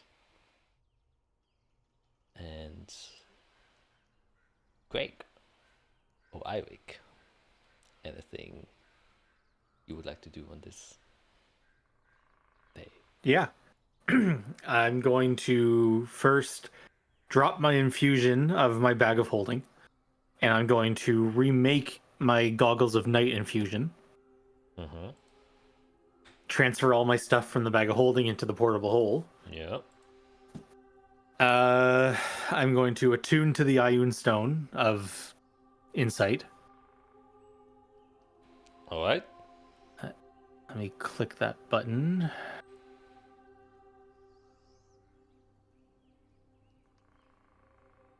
And then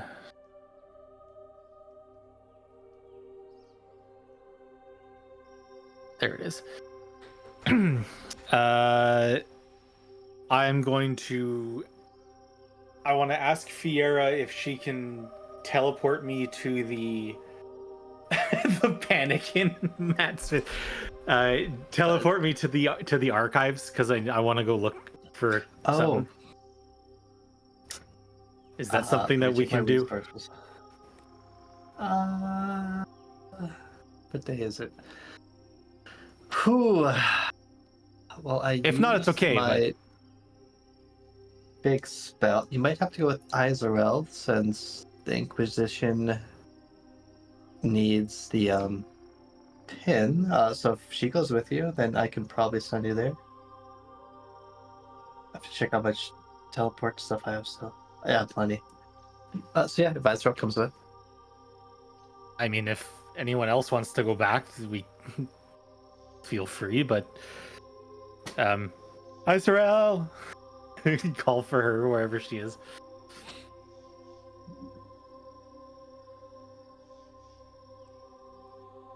You read it. I still have a lot to do here. That's fine. That's fine. Can you give us the Arya's badge for the day? Arya's ring? Yeah, I can. Ring? I can Yes. lend you Arya's ring. That won't get us in trouble for having it. I Well, think that lets us go through, right? Temporarily. well, now that the Fate Weavers are known as, you know, you can probably haggle your way through at least with Arya's ring, I guess. Or I can go with you to have you shipped off. Oh, I just realized, how are we getting back? I don't have a circle here. Whew. Except It's I use fine. my big Honestly, phone no worries. later. Don't How about tomorrow? waste.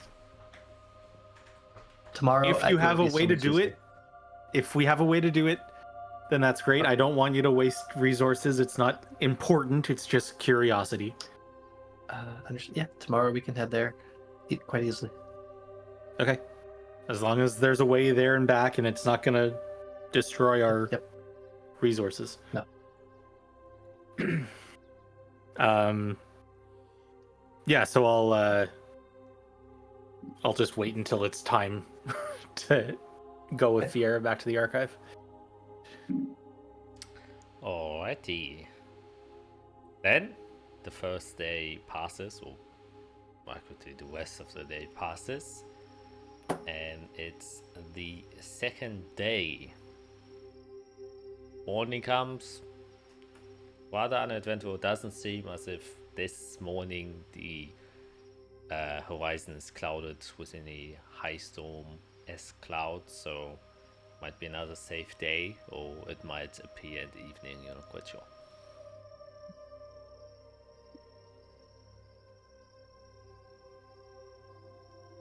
Alright. I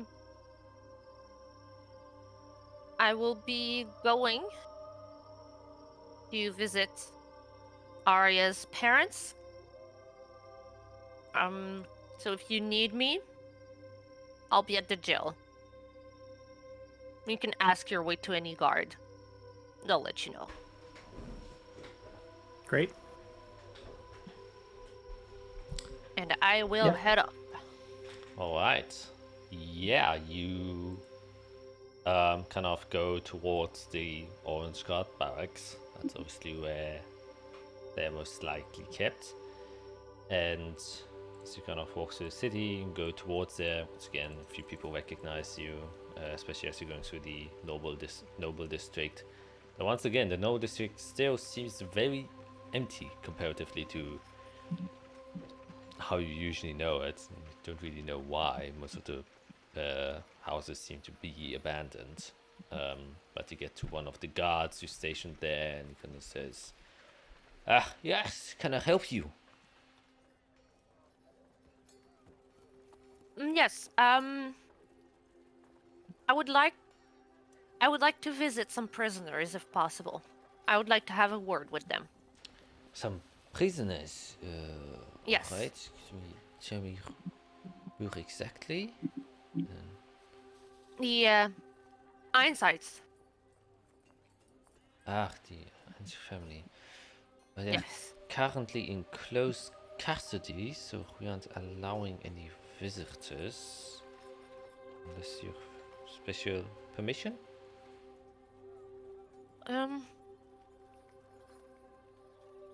Well,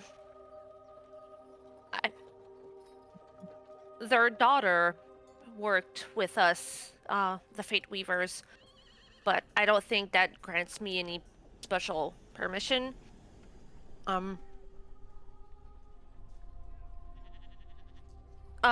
Under whose authority are they being guarded? Well, they're currently, it's because they're in the process of being interrogated, and during that process usually we like to have them isolated from any outside influences or potential conspiracies or leakage of information. We try to keep the people they are allowed to interact with very limited. I understand.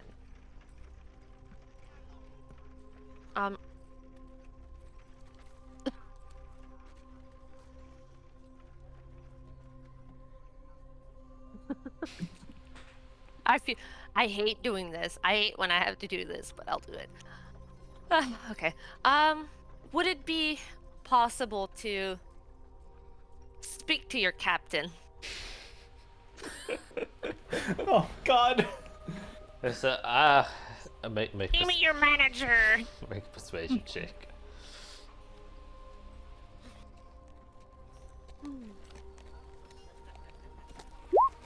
Wow. And he said, yes, of course. No problem. Just wait here for a while. I'll get Thank you. captain. Thank you. Thank you. Back. And then a quick moment later, you can see a very obvious high official military individual comes. And you can see it's a female high elf with very broad shoulders and standing very tall and proud. A big chest plate with the crest of Corvali inscribed on it, with very bright orangish colors. Kind of steps towards and she says, guten Tag. So I heard you are inquiring to have a visit for the Einsicht family? I just wanted to have a conversation with them, and honestly, it doesn't have to be a private conversation. If it needs to be in the presence of someone or more than more than one people to ensure that there is no information that is leaked or anything. I don't mind speaking to them in front of others. I was never expecting to speak with them alone. I just... They were very close family friends. Their daughter fought with me. I just wanted to have a small conversation with them just to try to make some sense of anything.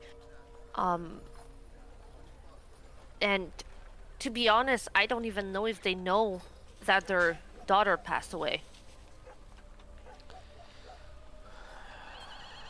Well, I can definitely understand that this is probably a difficult topic for you to address solemnly, and you dearly wish to speak with them. Though we would be going against protocol if we did allow this, just because of the potential risk of influences that can be that can occur when they get to talk with other people during the interrogation process. Their minds might be swaying in ways that they otherwise wouldn't be. And there are many ways to communicate with an individual that others will not be aware of, even if in the same room. If it is clarity that you seek, maybe some of the questions or answers you seek I can give to you. I have been part of the interrogation process, and maybe some of the things you wish to learn I can address to you. It's actually very simple. I wanted to ask them one simple question. Right? I wanted to know, the only question I wanted to ask them was, what is your version of what happened? And that's it. I just want to hear it. I don't want explanations. I don't want to try to convince them to anything. I just wanted to hear from them what was their version of what happened. That's it. Make a persuasion check.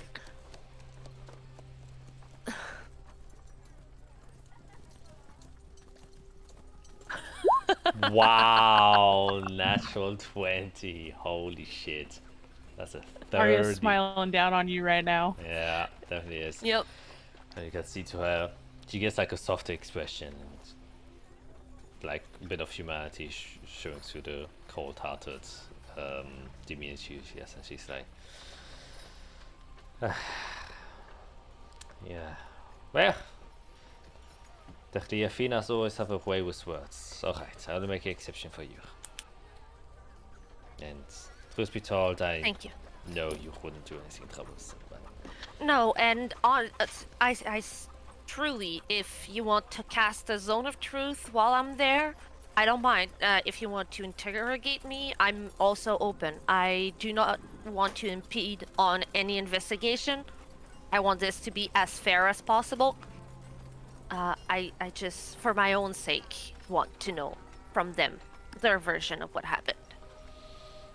That's all. Alright, your father and family are respected members, and throughout all of the events, if there's one thing we know, it's definitely that your family was on the right side. But I can tell you a bit more of what has happened. I think you are, well, more involved than most other people who would usually show up here.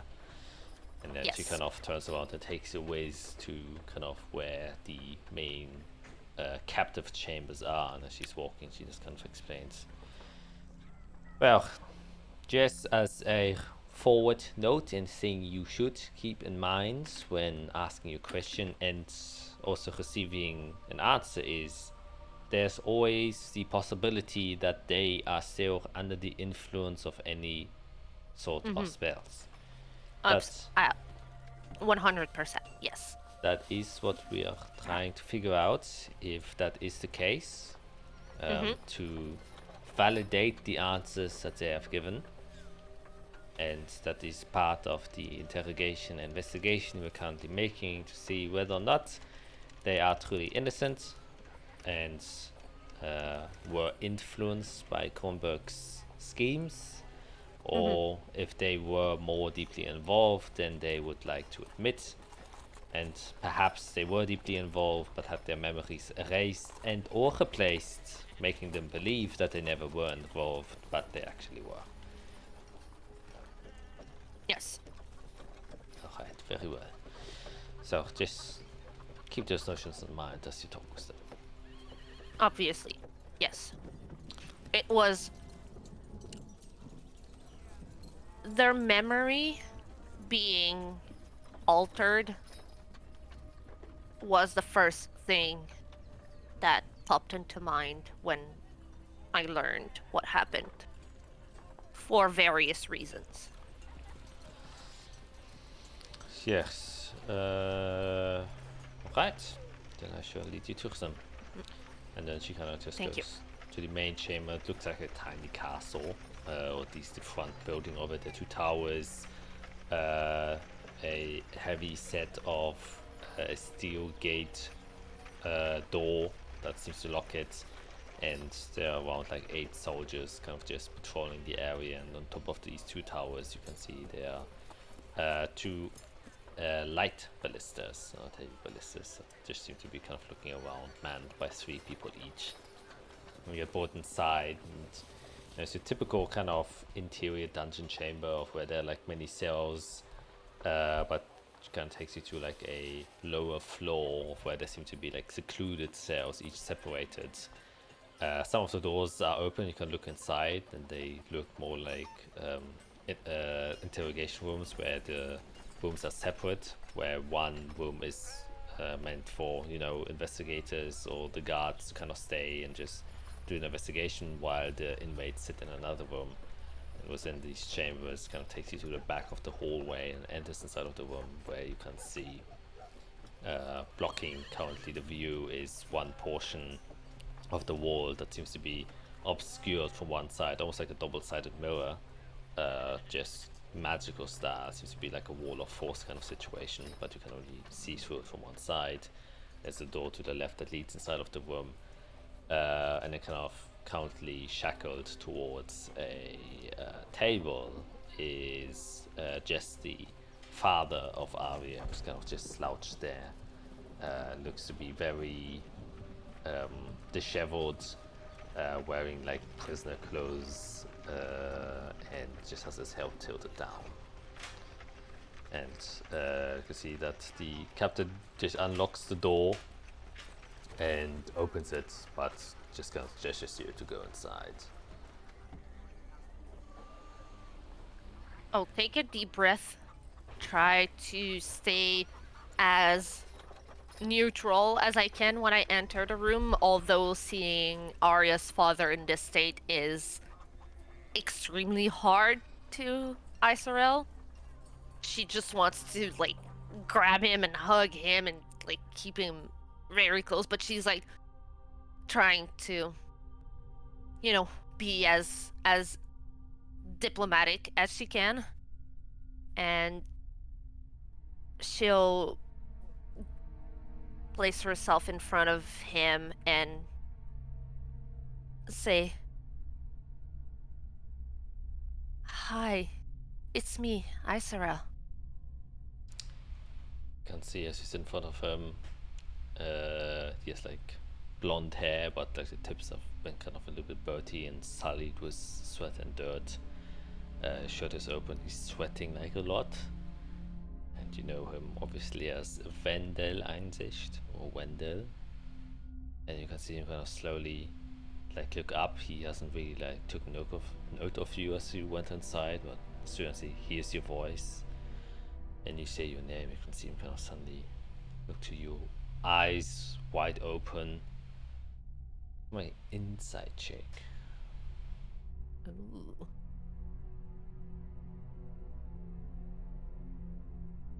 I'm also good at those.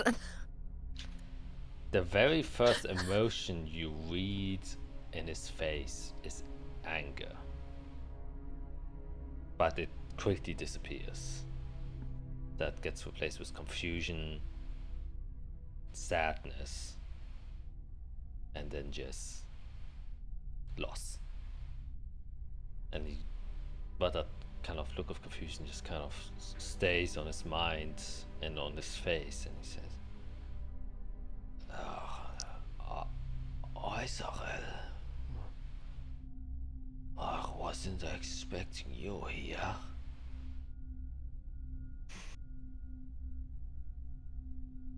I didn't know if I was gonna be able to see you. I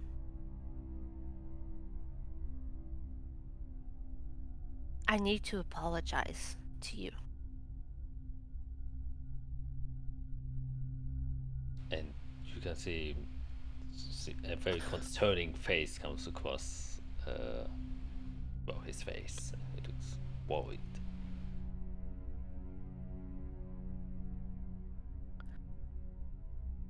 I wasn't able to protect Arya like I promised.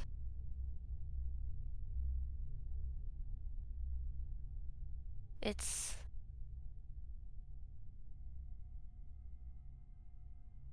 my biggest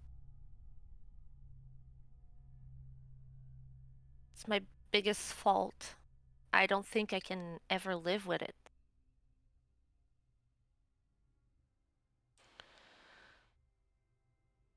You shouldn't apologize to the man who tried to have your father killed. I am the one who should be apologizing.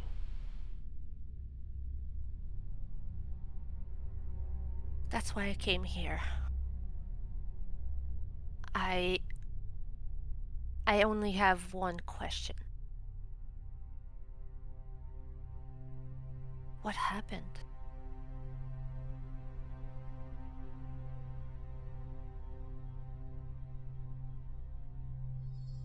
Kind of looks over to the mirrored side.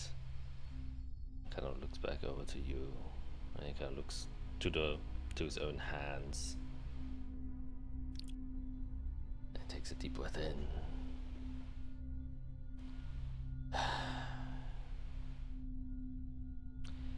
There was a lot of chaos going around in Corvalli. After you and Arya went to that meeting, I don't think I have to explain it to you, but all hell went loose. I remember. Diplomacy went crazy. The newsletters were writing headlines about all different sort of things. Stages of events, potential wars breaking out, criminal underground lords now making their appearances, trying to take over cities. It was chaos. We were trying to manage all of that. We were talking to a lot of people, trying to find out what of the spoken word was true and what was wrong. And well, I got approached by Kronberg. I've worked closely together with them. Our families have close ties. Yes. And he told me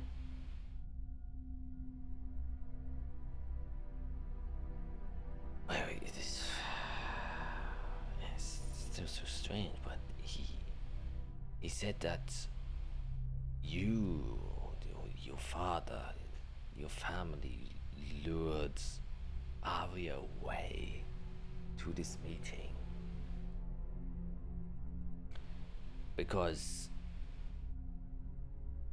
for some reason, and he showed me documents with the signature of your father that were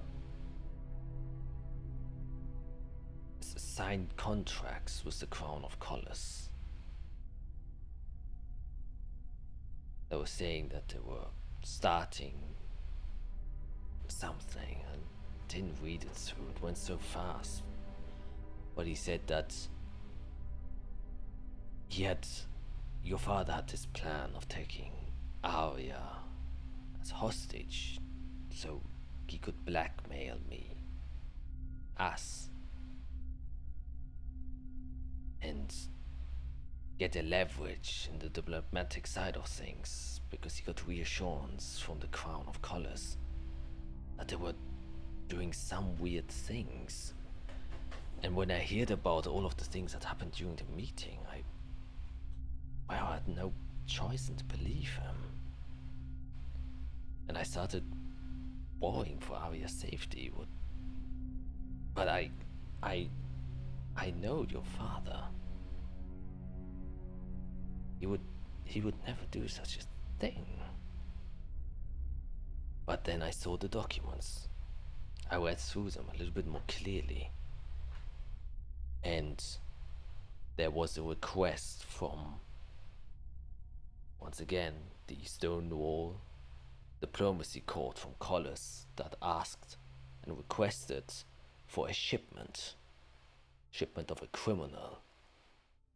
It was several years ago, to cross over Azathian borders. And your father was responsible for this. And he agreed to it. And a couple of days later, news across the whole of Azathia. The worst criminal in history got loose. Calyx. Mm-hmm.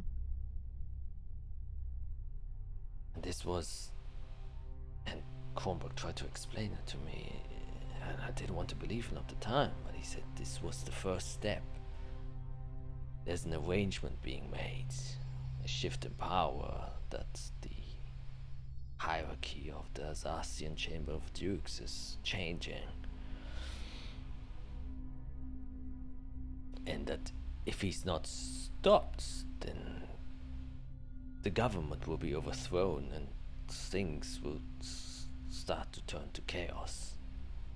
And we've been seeing it inside of our own city. In every city, criminals have started to act. And I was now uncertain who I could trust. And so I was still on the edge, and I talked a lot with Katarina, Arya's mother, my wife, and apparently she got news that, well, you were working with these weird blood people that started to appear. And then when we got the news, a few days later,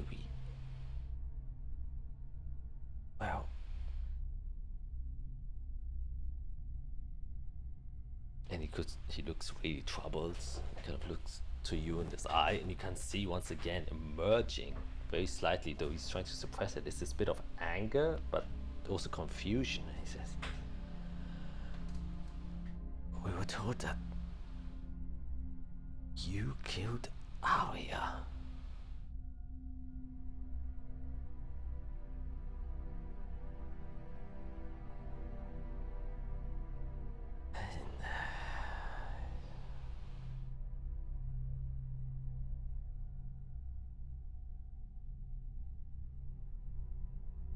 You can, when he says that, you can see, he can probably see, I don't know what his passive perception and passive insight is, but anyone with a 10 or above would see Isarel's face also go from,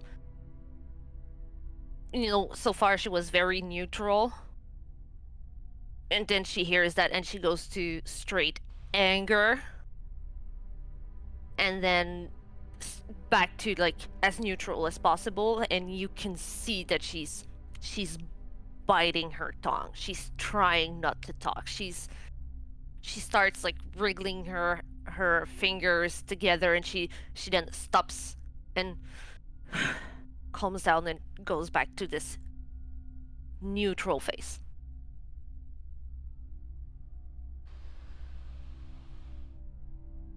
And yeah, you can see that Vendel is, as he's going through this own story, he's like he's a bit detached from reality, just because he doesn't know what to believe anymore. And you can see the very obvious confusion that his emotions can just jump around sporadically from, anger to sadness,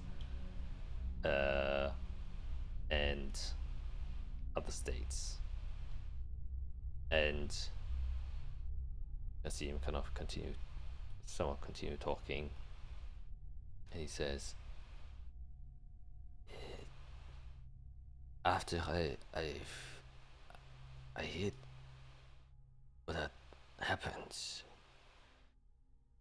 and that apparently all of this was orchestrated by your father.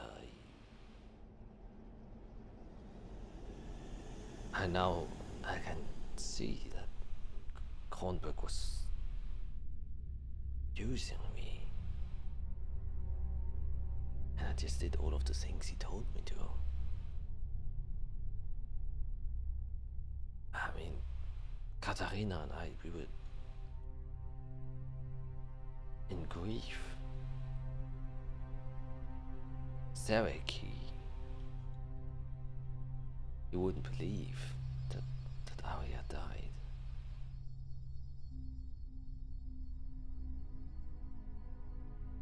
But then your father came to visit us and told us. Your father confirmed our biggest fear.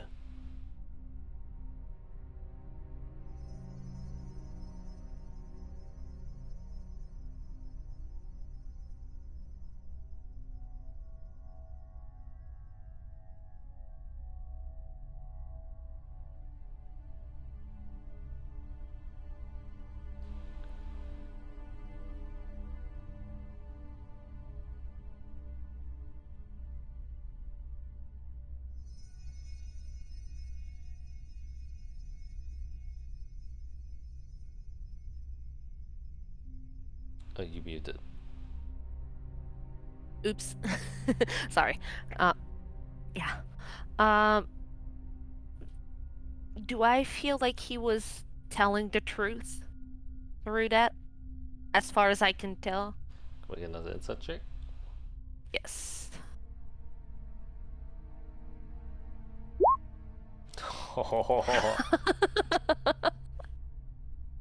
I want to get to the bottom of this. 100%. He's been saying the truth. Yeah. That's what he believes is true, at Yeah, least. yeah, Like, that's exactly. his truth. Yeah. Okay. But with natural 20, I will tell you, you don't get a sense that he, like, just from your intuition, just looking at him and how you know him, doesn't seem like anything has been tampered with his mind, per se. Like, there don't seem to be any memory replacements. If anything was happened to have made him believe a different truth, then it was physical manipulation. As in, Yeah, it was all those fabrications and manipulations that Kronberg did. presumably. Yeah, presumably. Yeah. So I'll put my two hands on the table and I'll look at him and I'll say, "Thank you for your honesty with me. I wish I could have come sooner. And I'm sorry I didn't, but I know deep inside my heart, Katarina and yourself will be okay, and you'll get through this. And then I'll get up and I'll say, I'll come back.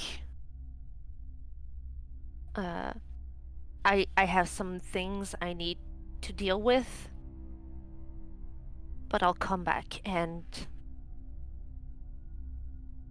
yeah, I'll come back. And I stop there and I walk out of the room before I say more than that. Yeah. As you're leaving the room, the sense you gain from this entire conversation is, and especially with natural 20, you are leaving this place with a happy feeling. No. Because, and you realize, one part of him is desperately hoping that the stories that were told to him were true.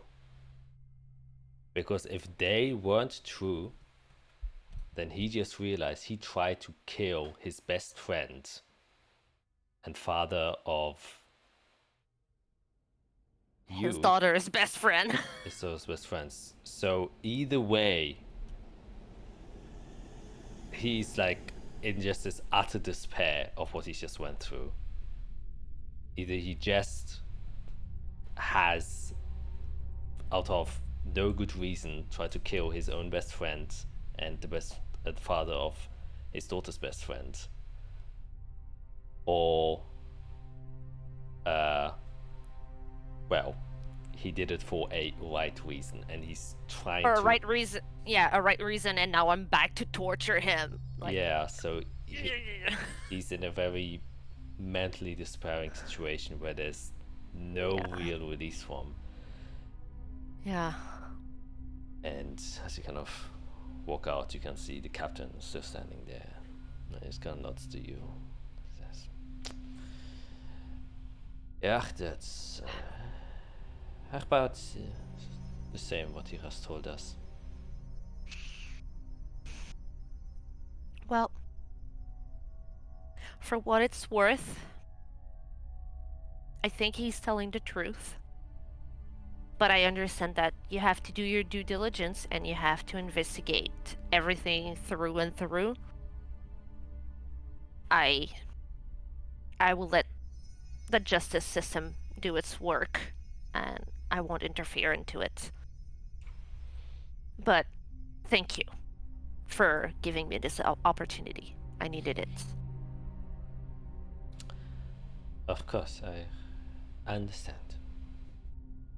And then she kind of leads you back outside. Yeah. As we're gonna get out, when I feel like I'm far enough that he's not going to hear me, I'm gonna turn my head towards where Wendell was, and I'll say, "You are forgiven. You'll be okay." And I'll just walk out. Alright. That concludes. Yeah, and as soon as I get out of there, out of the barracks or whatever, I'll just crumble to the floor and start crying. Yeah. See, the captain kind of stays with you for a while, and then Yeah. that's Yeah. you. Yeah. Yeah. Gives you a bit of condolences. Alright. Yep. Okay. Whew. All right. Whoa. That was heavy. Yes, surprisingly sad. All right. How do you think I felt hearing all that? Like, oh my gosh. Yeah. Yeah, so Ike, Vera, and Jade, anything you three are going to be up to on this lovely day? If we're good to go to the archives, I mean, I'd like to. Yeah. I guess before we leave, I'm gonna take one of those vials I got, filled up with like fresh dirt, leaves, grass, a twig from Azarel's, like from around her home. Just so I have like a fresh thing for teleport. Just mark it, Azarel's estate, and then cork it off. Put that in my bag, and then use teleport circle to go to the Inquisition place, and hopefully they're less fast. Yeah. You arrive there, and you see the same, like, scholarly guards of the Inquisition there. And at this point, they know who you are, they know what you're doing, they know your associations. Like, you have made good enough companionship with them that they don't even bother to check anymore. They're like, and you get the gist, like, going to the archives is now always fine. It's okay. You don't need to have the Inquisition badge anymore. Thank the gods. Great. Well, I'm gonna do homework. Unless you need my help, Eric. No, I guess. I mean, as long as I have a way back, that's. I will be here for. That's all my learning today. Dimension door, 8 hours. Great. Okie dokie. Would I have been able to go with them? Yeah, of course. Oh yeah, yeah. Probably announce it. Sending to everybody. We're going to archives for the day. Yeah. Then I guess first of all the business. What you wish to do, Eirik? Yeah, I want to go to the silver level into the Modern Arcana section, and I want to look up information, some of whatever the most current information I can find about the IMRD in Kovith. Oh my god, okay, yeah. Wow. Plucking out.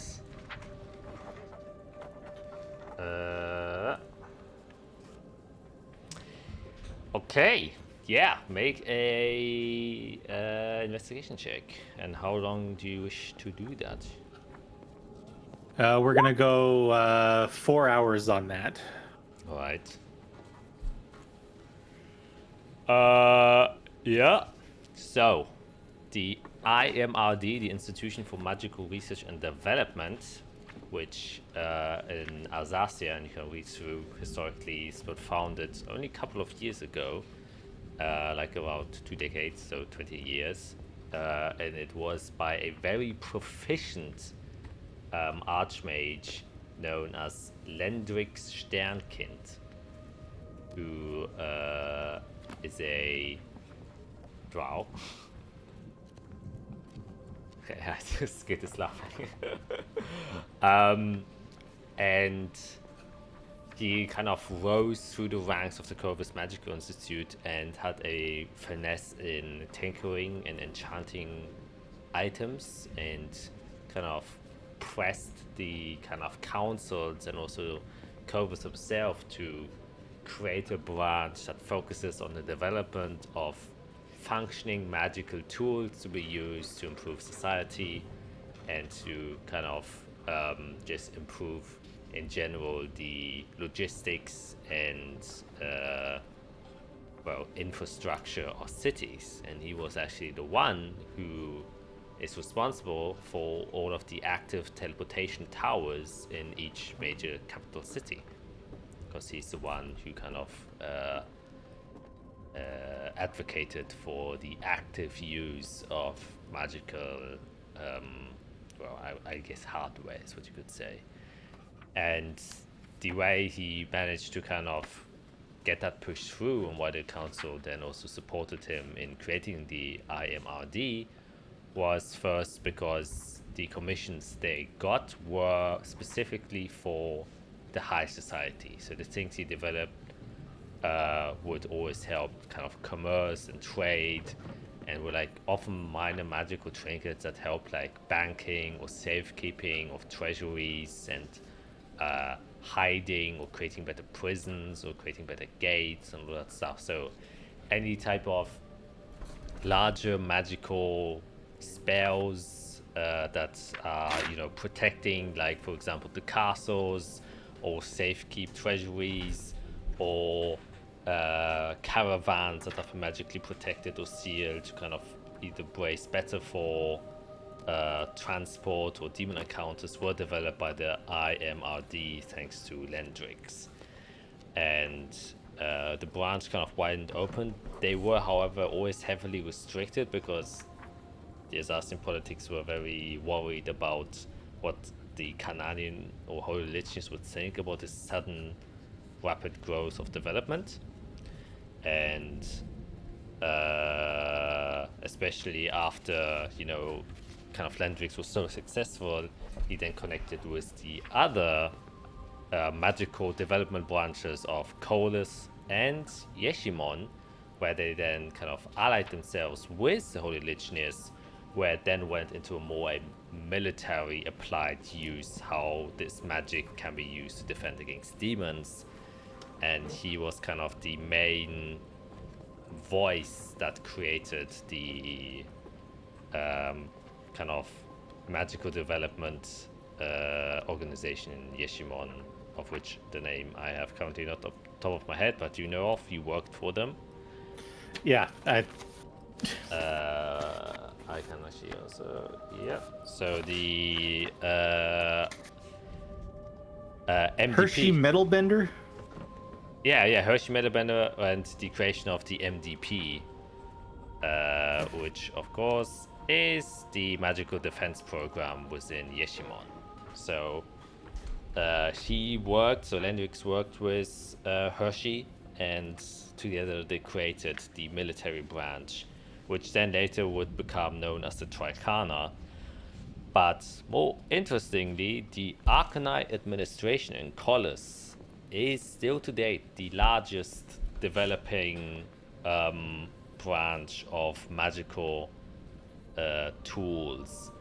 And specifically, with the 23, you can read that while the Tricana was always working somewhat together, the Arcanite administration was always somewhat separate and was heavily controlled and supervised by the Crown, and everything they did was for the Crown of Colors. And especially as tensions kind of rose with Canaan kind of trying to limit how much research could be done in magic, because obviously to some aspect they deemed it unholy, or that it would be like pagan practices to put holy magic within, machines and stuff. The Arcanite administration kind of somewhat cut their ties a bit more as they developed more specialized units of machinery, which includes the Asbel drill was designed by the Arcanite administration and was originally developed for their own mines, specifically the core reach mines. They have a gargantuan drill that digs through the entire mountain, and they created an entire city within the mountain itself.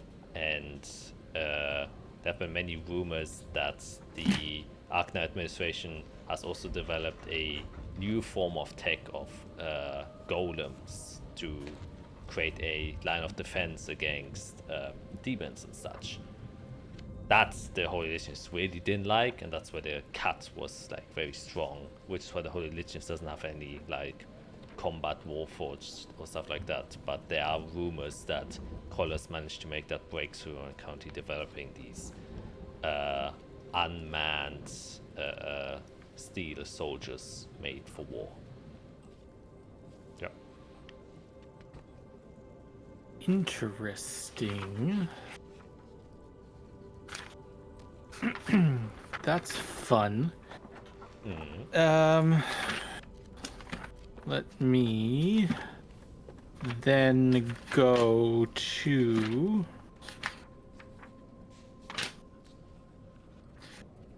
the right page of my notes to find. Good God.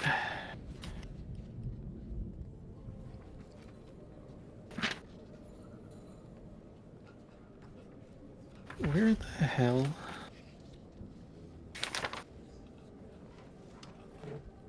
There it is. Okay,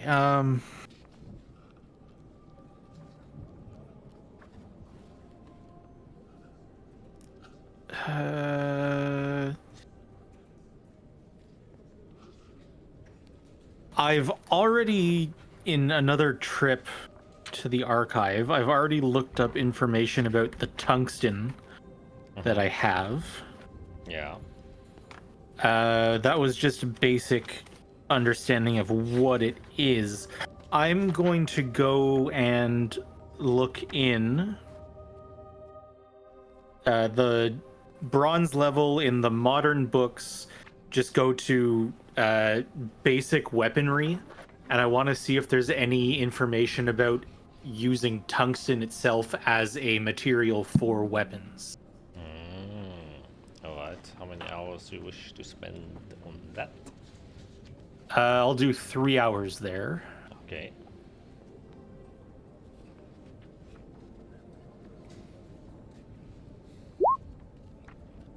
Alright, 21. Yeah, you go through there, obviously a lot of like smith instructions of which materials are best used for which weapons, or weapon heads, or weapon shapes, designs, and all that jazz. And there are many different lists of materials for weaponry, and then you try to find like the more exotic materials used for weapons. Though it becomes very evidently clear that tungsten isn't often used for weaponry just because it's so heavy. It's very impractical to use in combat. That's why most armors and stuff like that, like steel itself, is already a heavy weigh down for most individuals, and only the strongest of warriors are able to wield them. Using tungsten on top of that usually prove to just be an encumbrance than a strengthening thing, and that usually you want weapons to be as light as possible but as sturdy as possible, and those tungsten is in itself very sturdy. A multi-folded steel sword will still kind of outperform a tungsten sword, because you can't fold tungsten as well as steel because it's not as flexible. It is in its nature more sturdy, but because it's in its natural state more sturdy, it is still less sturdy than a folded and well forged steel sword. That's why most weaponry that was created with tungsten either needs some magical influence to make it worth the while, because unlike the upside that tungsten has, it is a bit more magically conductive, and which is why Zen and ice tungsten, for example, has kind of very high cold conductivity, and retains the cold, and has this innate magical property that you can sort of create things with this innate property it has. So while steel can be reforged and folded to make it stronger, tungsten can be rewired or kind of attuned better to magical appliances. And very often, like bolt heads for ballistas are sometimes made out of selenized tungsten, because it's a heavy thrower anyway. And in general, like siege weaponry that have a high force power that aren't so much concerned with the weight, or sometimes even work better with weight, where these heavy materials are being used for. The other circumstance are like shields. They have to be very sturdy. That's worth to have a Zen and ice tungsten inside of it, to give it the magical properties to kind of enhance it, create ice shields and all of that stuff. And on occasion there are also like daggers that can use or enhance the ice abilities to create like an ice blade, for example, where once again it's more the conductivity of the innate magical properties that tungsten has or can have that makes it more worthwhile than to just simply create a weapon of it, which is doable. You can have like an ice sword, but a long sword would be treated as a great sword because it's so heavy. Right. Yeah. Okay. And then the last hour before I go back to meet Fiera, I'm going to go to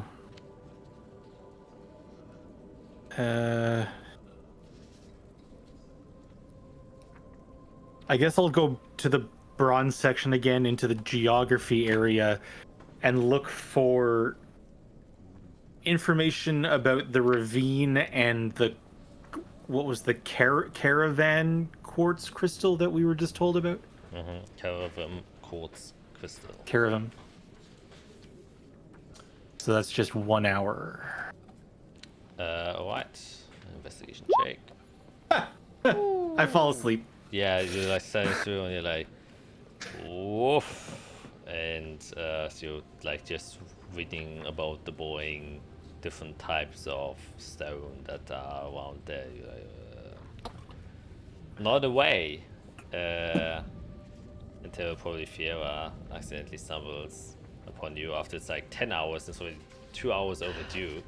Like, Yep. I've gone through 3 different layers, and here you are, just starting off. Yeah. Like the door is like right there. I didn't go very far. Oh, okay. Sorry. Yeah, it's fine. Okay. I guess I'm good. Wiping the drool off my face. Yeah. Then you have something to do in the city, Jade? Or did you have homework? I wanted to look in the archives. I want to spend about 3 hours in the unpublished books and true spells section. Like that was, and I want to try to find like journals or anything like that of people trying to master their shadows. alright, okay. Yeah. Quick investigation check.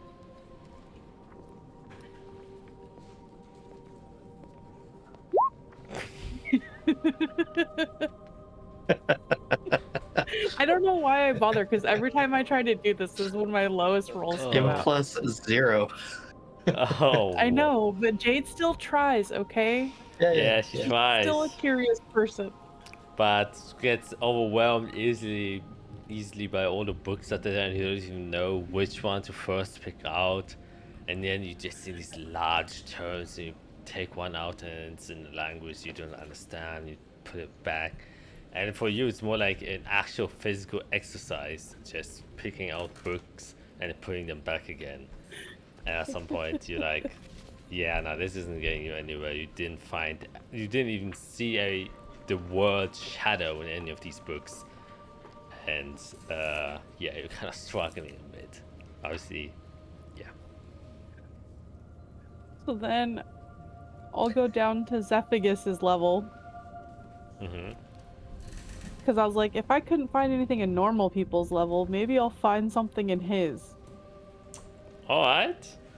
Yeah, I'm making an investigation check. How many hours would you spend here?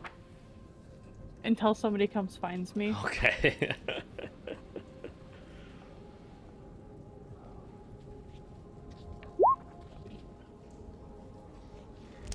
Well, if you spend... It was on 17. It was on 17, and then it's like, nope. You know what? I will give you an inspiration just because Jade is trying so hard, and that inspires me. And I'm like, wow, you know, you gotta do that. You don't have to use it now. If you want to use it now, you can. You know, we're gonna try. Okay, well, wow. That's the spirit. What?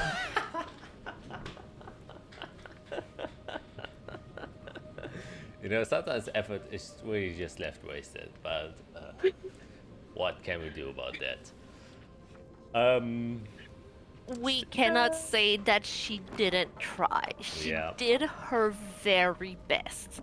She gave it her all.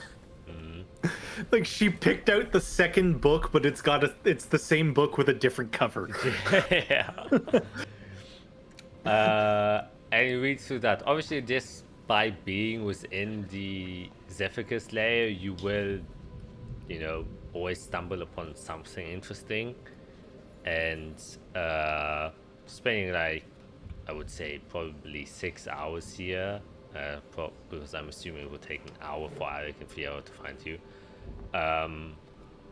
That's decreased the DC by a bit. So what you get is you don't find any specific journal of any specific person, or like you know, like a how to control your shadow or stuff like that. but you do get like a basic, almost like summary of shadows and like the concept of shadows and how kind of the practice of shadowmancy even came to be and how people discovered it. And the principle of shadowmancy is that, you know, it's a different existence and many different realities live within your shadow, because the shape that can create a shadow, the shape itself can be an infinite amount of things. Just because you see a circular shadow doesn't mean the object that is creating this circle has to be round. It could be many flat objects just put together to create the illusion of a circle. And that's kind of the concept of shadowmancy, that you can change whatever the reality is that is casting this shadow, and within this shadow world, all realities of all options that could create this shadow exist.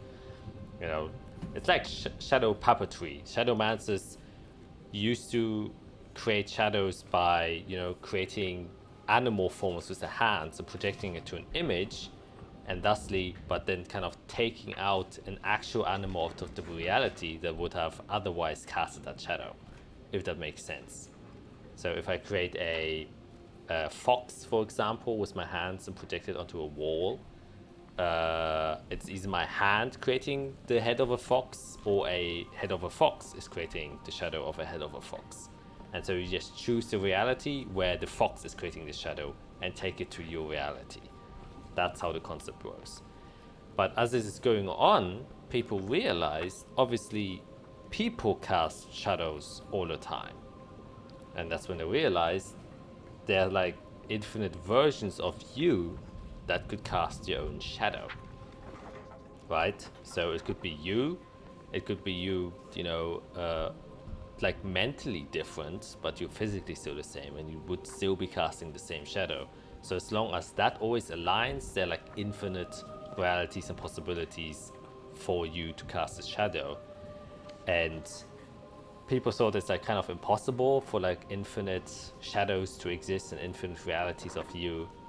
And so they kind of came up with this idea and this principle that there's one, basically, they called it like an absolute shadow that encompasses all realities of one person itself, and it's the absolute soul.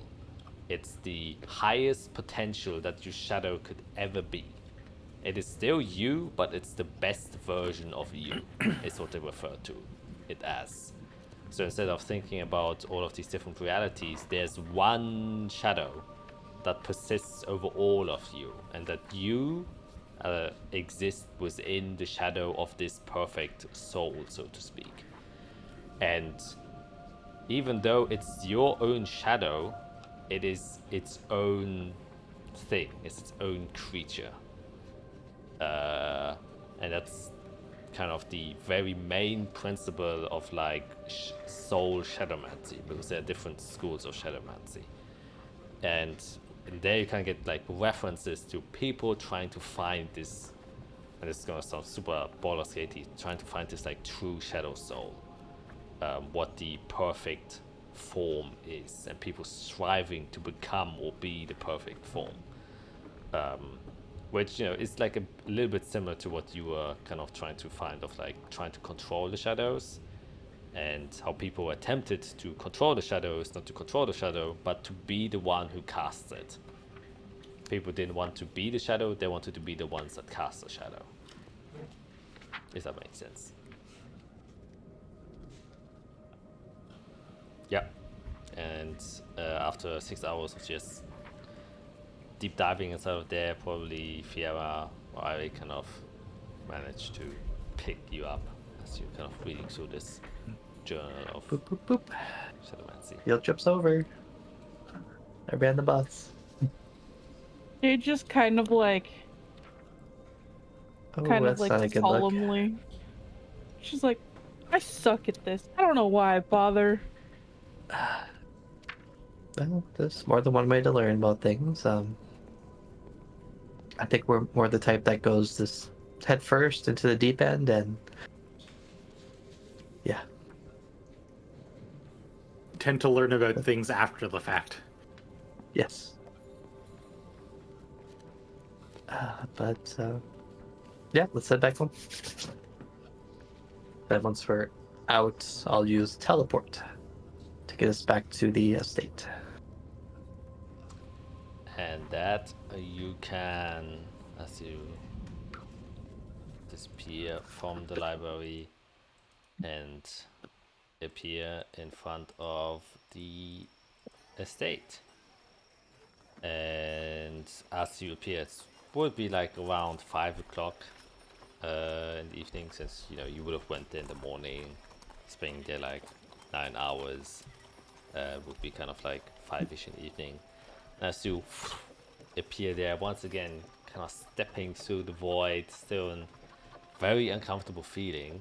It's probably, you don't know if you're ever gonna get used to it, but maybe sometime. But as you get there, you can now see a very colorful and bright clouded horizon that starts to be forming around, and it seems like over the course of this night, a high storm will be raging through. Oh, glad we didn't go to the ravine. Would have had to go Yep. pretty deep to avoid it. And I'm glad we'll be in an actual home for the high storm. Yeah, nobody leave. Nobody. We're just gonna be all together. Sure. Before we do go to sleep, though, I would like to go to the tree. Yeah. Okay. Yes. Haven't The done tree that. where everything started. For you at least. About an hour. I haven't been there. I haven't been there since session 0.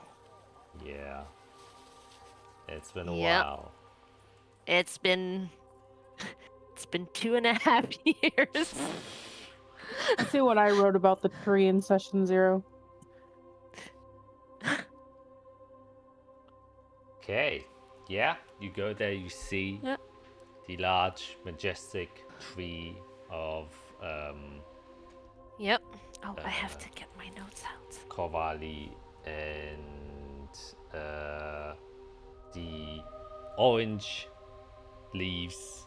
You can very clearly see that also fall all around you. The yard is also covered in the orange leaves, and you can see that the courtyard where this tree stands in, where you met Kronberg the last time, spoke Yes. with him, kind of brings back somewhat bad memories, and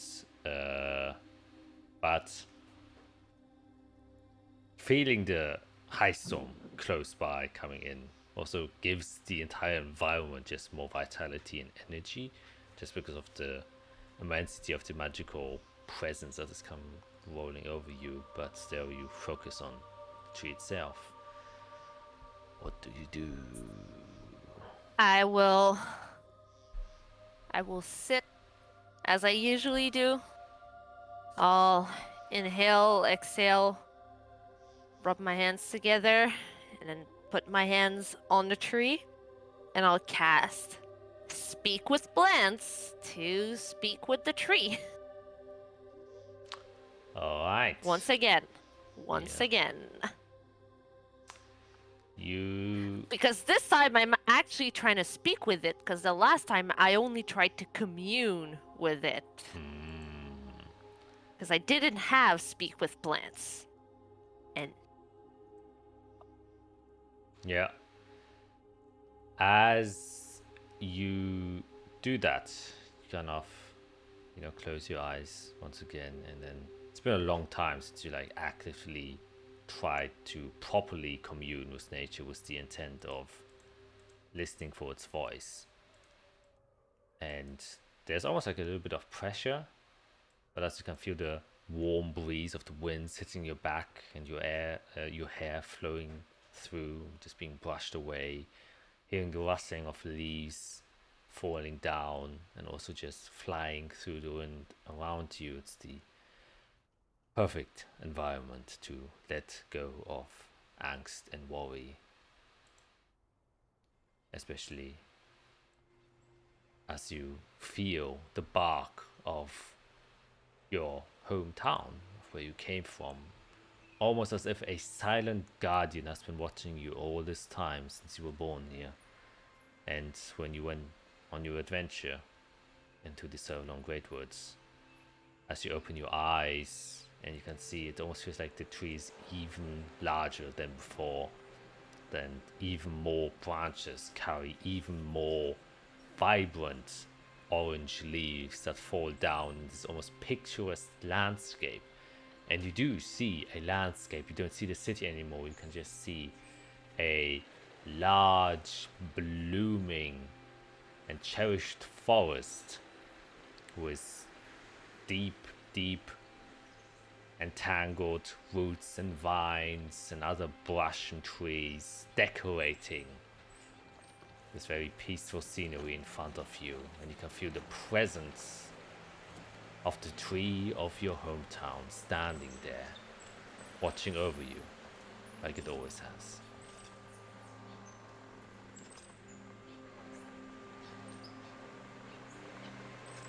I'll say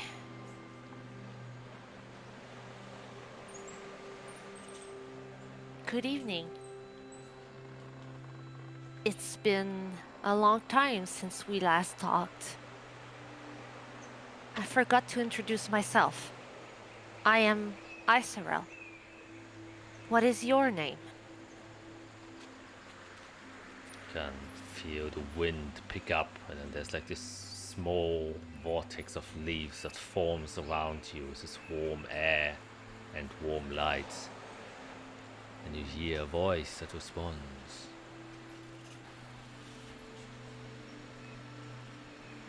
Greetings.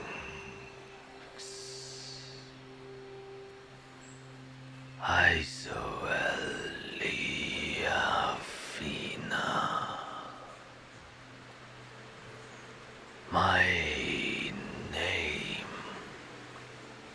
is Colvor, the bringer of fall.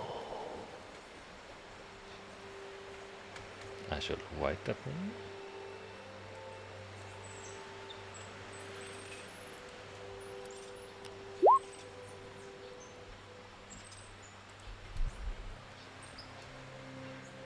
I was one letter off. I wrote K-A-U instead of K-O. That's good. My players are getting better. I'm getting better.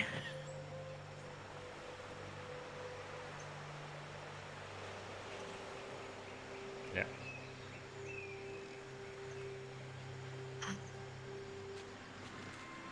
I'll say I have kept the promise I made to you. I am looking for your brothers and sisters. I am doing everything in my power to help you.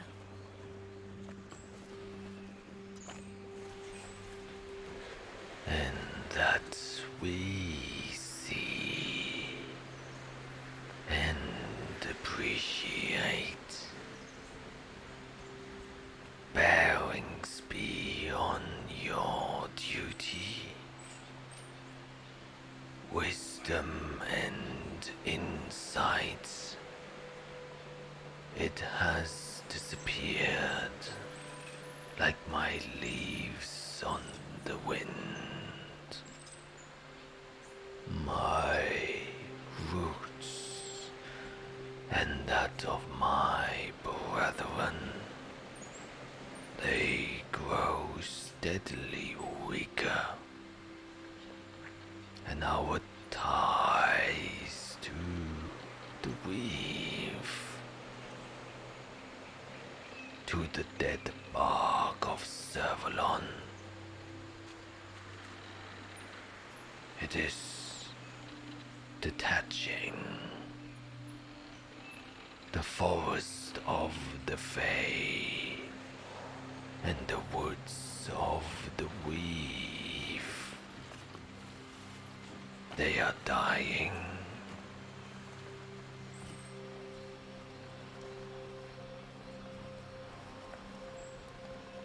I remember you telling me that another of your brothers has told me that as well. I am still looking for the correct person. I know where they are. I just need to find a way to get there.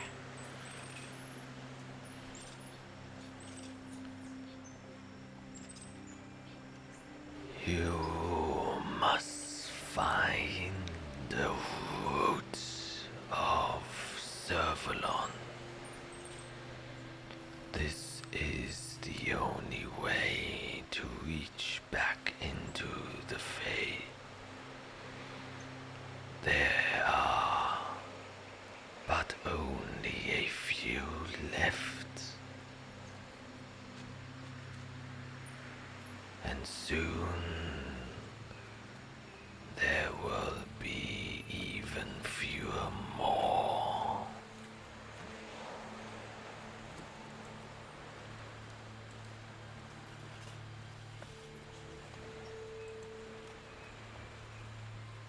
I have kept my first promise. So let me promise you this. As I did the last time we spoke, I promise you that I will keep fighting, and that I will keep looking, and that I will not abandon you.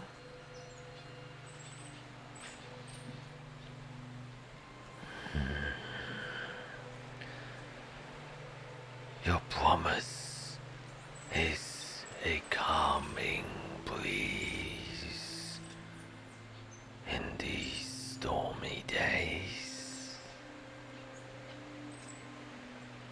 It must be done, for otherwise our touch to the world tree will be lost, and magic itself will find its last day. And as he says that, you can suddenly feel your entire body suddenly shift, and you get kind of like swept up, almost like flying. You can see this vortex of wind that was like coursing through you, kind of pick you up, and you're lifted from your feet. You can see the swirling leaves around you, forming like this wind elevator upwards as you kind of get ejected into the sky. You can see the vast landscape that is beneath you. But as you see this landscape, you can see that it kind of widens out, though you start to see the edges of it. It doesn't go infinitely, neither to the right nor to the left, but seems to be like across a long line, as if there's a gargantuan branch carrying this forest on its bark, and you kind of get swept in one direction as you're kind of flying through this branch, above it, soaring across the canopy of all of these trees. And as you do so, you can suddenly feel and hear burning. You can feel ash and feel heat radiating from the direction you're flying towards. And as you become aware of this, you can see that this very bright and peaceful forest of vibrant greens, yellows, and oranges, warm and comfortable colors, disappears slowly. The saturation fades, and instead you're brought towards what looks like a scorched landscape.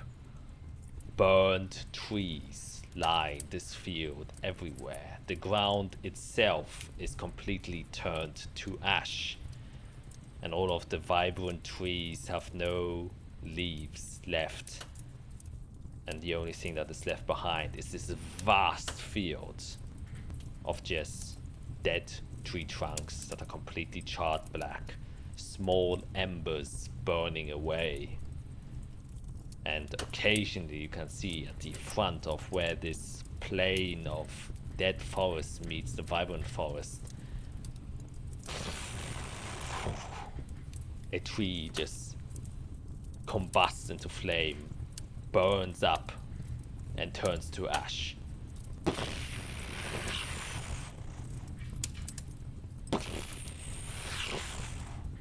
And this just happens sporadically, here and there. Trees just igniting into flame and then disappearing, and then somewhere else, kind of slowly enveloping the rest of the forest and pushing forward the boundaries of this dead wasteland of burning trees.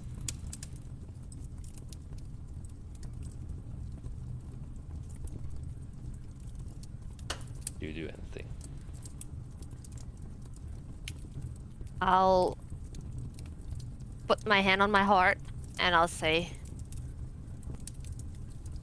I'm not gonna stop.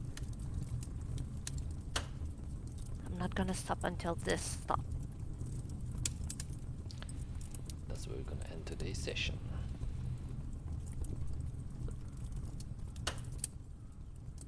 And this is how session 0 ended for us as well. So I did a full circle. You are now level 5. The very last note of session 0 is vision of the tree slowly withering, dead leaves falling down, whisper, help us. Full circle. Yeah. 2.5 years later, baby. Yes. Taking you back. Oh man. Ooh, that was a big session for Iserel. Yeah. That was heavy. Mm-hmm. It was indeed. Yes, revisiting the past. Downtime. You guys, Yeah. you guys have learned a little bit more about Iserel. Yeah.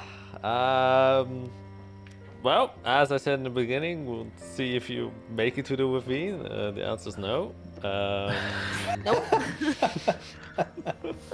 Yeah. You gave us Last ice downtime. storm. Did you gave us downtime. Did you really think we were going to go through it in one session? Yeah. Yeah, that's on me. That's on me. But maybe. And you so? mentioned a high storm. Yeah, that's true. That does change things. That's the biggest what if.